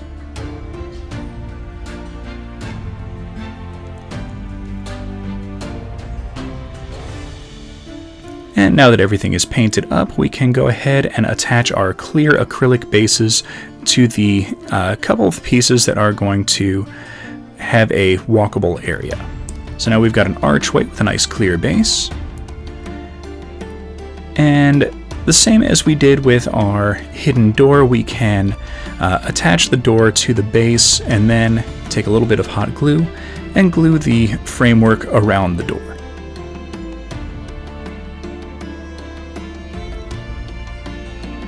Alright, and that is going to be it. Here we are with episode number 12 finished.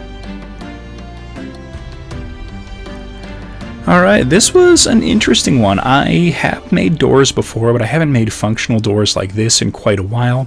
So it was an interesting thing to kind of relearn the process for myself and experiment a little bit with making a hidden door. And I gotta say, I am loving how it came out. I'm loving how it kind of blends in with the rest of the walls. It's really going to make a few extra layers of gameplay a lot more interesting for the players that I have at the table. Alright, so this is almost the end of the series. I think we've got one more video in us. We've got to make the upper walkways for these hidden walls and hidden rooms. So that's going to be the next episode. Please come back again and finish out the series with me. Thank you so much for watching. Please hit that like button, subscribe for future content, comment down in the comment section, and we'll see everyone next episode.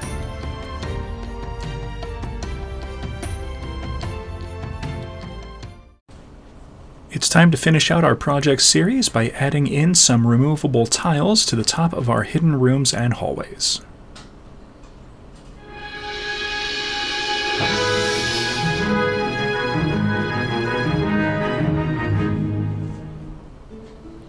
Alright, so this is the progress that we've got so far. Last time I built the hidden rooms, and I left the tops here blank because I was going to build these a little specifically, and as you can see, I've made the top walkways off camera. They're already mapped out with a grid and textured, and I want to kind of show you what's going on here. Now, I left a gap at the top of all the walls to kind of be where the removable sections would recess into, but the walkways kind of overhang everything. So I cut up a few of these. This is basically half of a popsicle stick just kind of split down the middle, and that's going to go on top of this little ledge in between the walkway and the section of lumber here on the wall, and that's just going to create a little bit of an overhang for everything to kind of hold on to.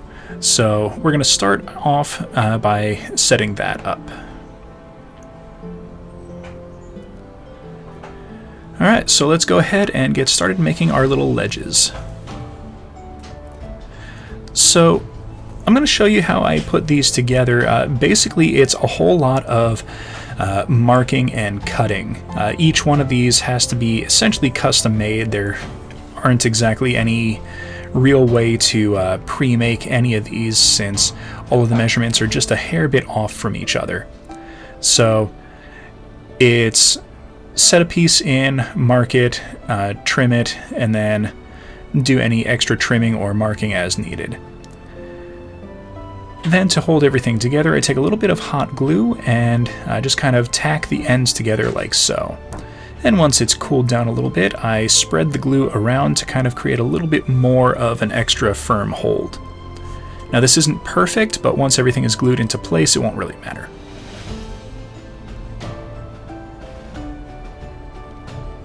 Now, as far as the overhang goes, these aren't huge. These are maybe a little less than a 1/4 inch in width, so the actual amount of overhang is going to be probably less than 5 millimeters. Actually, definitely less than 5 millimeters once everything is done. Now, once I had all the pieces crafted up, I painted them all in the same kind of hewn and faded weathered lumber that I usually do with kind of wood pieces.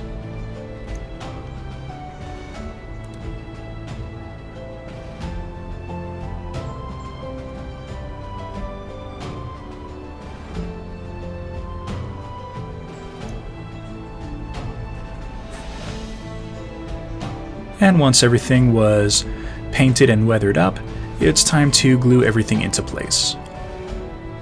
Now, a couple of these are pretty small, so I just attach the glue to the bottom of them and then fit them into place. Others that are a little bit longer, like this one, I apply the glue directly to the spot where I'm going to put the piece in and then fit it into place. It's just kind of however you want to do. I find that the smaller pieces are easier to glue directly and then put in place, where the larger ones are easier to put the glue down and then fit the piece on top of it. Now, I didn't really plan this, but the nice side benefit of these ledges is that they look pretty appropriate to the setting that I'm putting them into. They don't look like they're out of place. And they kind of mask everything pretty neatly, and they don't overhang too much, so they aren't going to really interfere with gameplay or reaching into the rooms to kind of move things around, which is very convenient.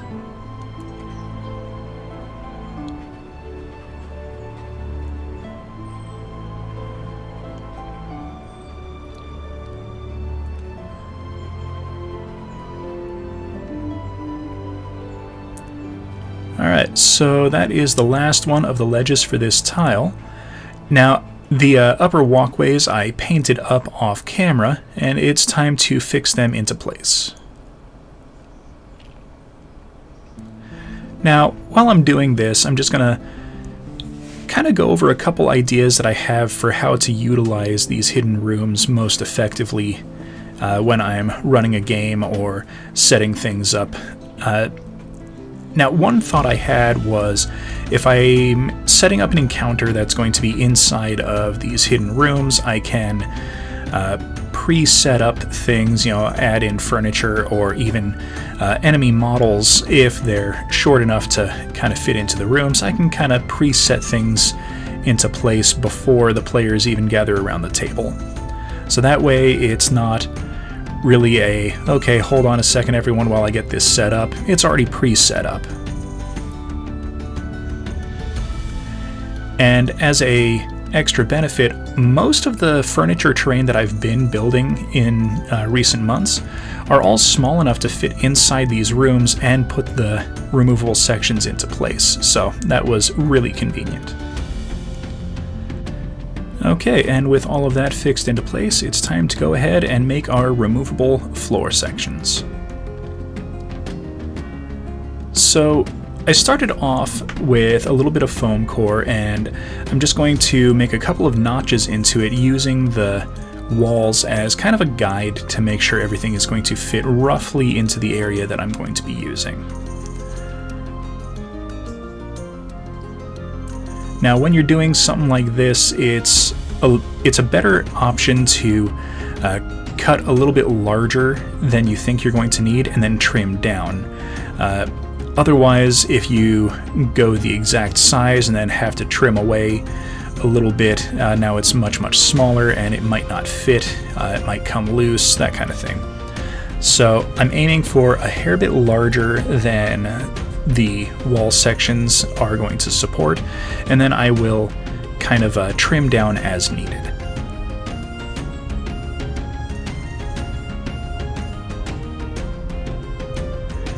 Alright, so just kind of show you what I've got going on here. This piece is going to fit on top of the ledges that we've added, and it doesn't quite fit in perfectly, so I'm going to just very carefully trim away a little bit on this one side.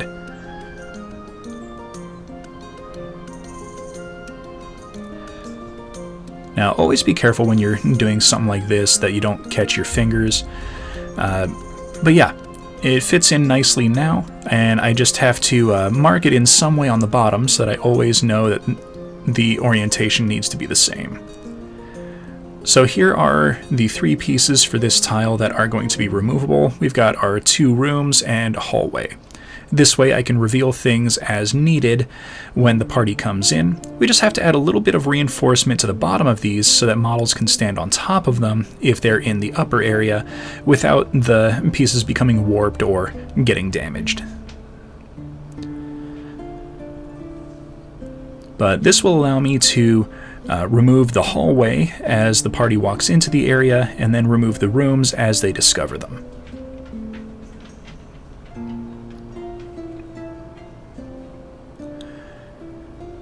Okay, so I added the grid and the texture off camera since I've been doing that quite a bit. You don't need to continue to see that every single time. So now I'm going to take a few popsicle sticks or craft sticks, and I've trimmed these up just a little bit to add them to the bottom. Now I want these to be recessed in from the sides just a little bit so that the foam is the part touching the ledges, not the craft stick. This will kind of make everything fit a little bit flush with the surrounding tiles and make it a little bit harder for the players to discern where the rooms are at first glance. Now, obviously over time they're going to be able to figure out, oh, well, that looks like it might be a hidden room or something like that, but just because they can see it on the table doesn't mean their characters see it. And you could also have it completely walled off on the interior, and that just kind of be nothing, so they might be reading into it a little bit too much, and you can kind of, remind them, hey, just because you can see it on the table doesn't mean that it's actually in existence in gameplay. Alright, that looks pretty good, but it's still got a little bit of wobble, so I'm going to reinforce all of the underside by adding a little bit of hot glue to all of the seams where the craft stick touches the foam. This will give it a nice bit of reinforcement without adding a whole lot of extra weight.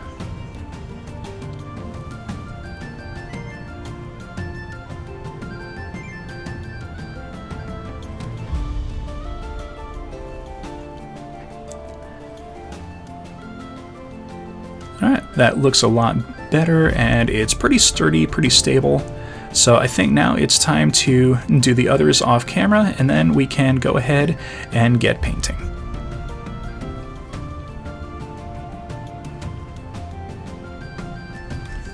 Alright, I sealed all of these with the usual mix of Mod Podge and black paint, and now that that's dried, I'm going to do an overbrushing in some Artist Loft Gray, just to kind of give them all a uniform appearance.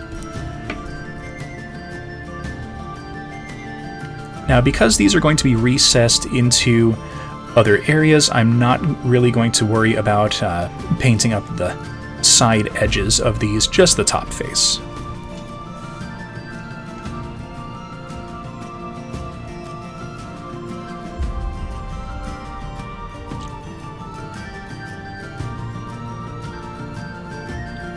Alright, giving that a few minutes to dry, we can now go ahead and dry brush on some neutral gray. Again, doing the two-directional dry brush just to give that impression of ambient lighting instead of directional lighting.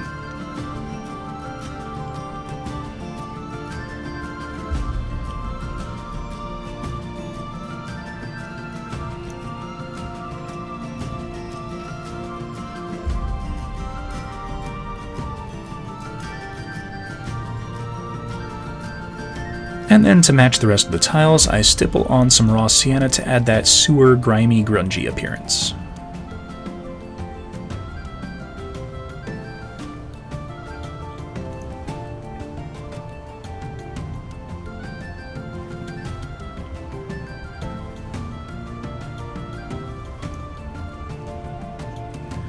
And once these have fully dried, we can fit them into place on our tile, and that is going to be it for this project series, with episode number 13 finished.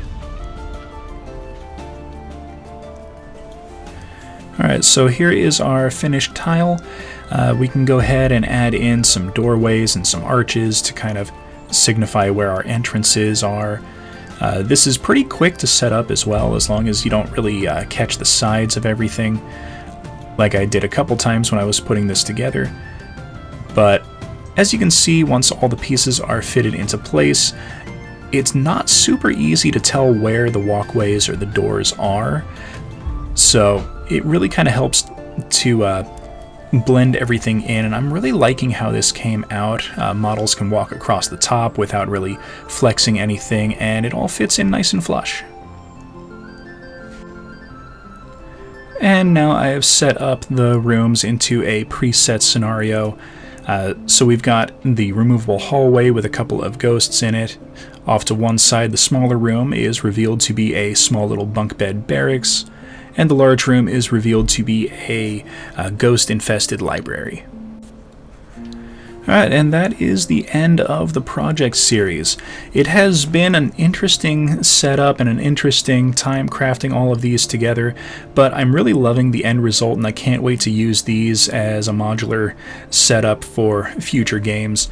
Yeah, a lot of fun doing all of this, so thank you everyone for watching the series. Please hit that like button, subscribe for future content, comment down in that comment section, and we'll see everyone next episode.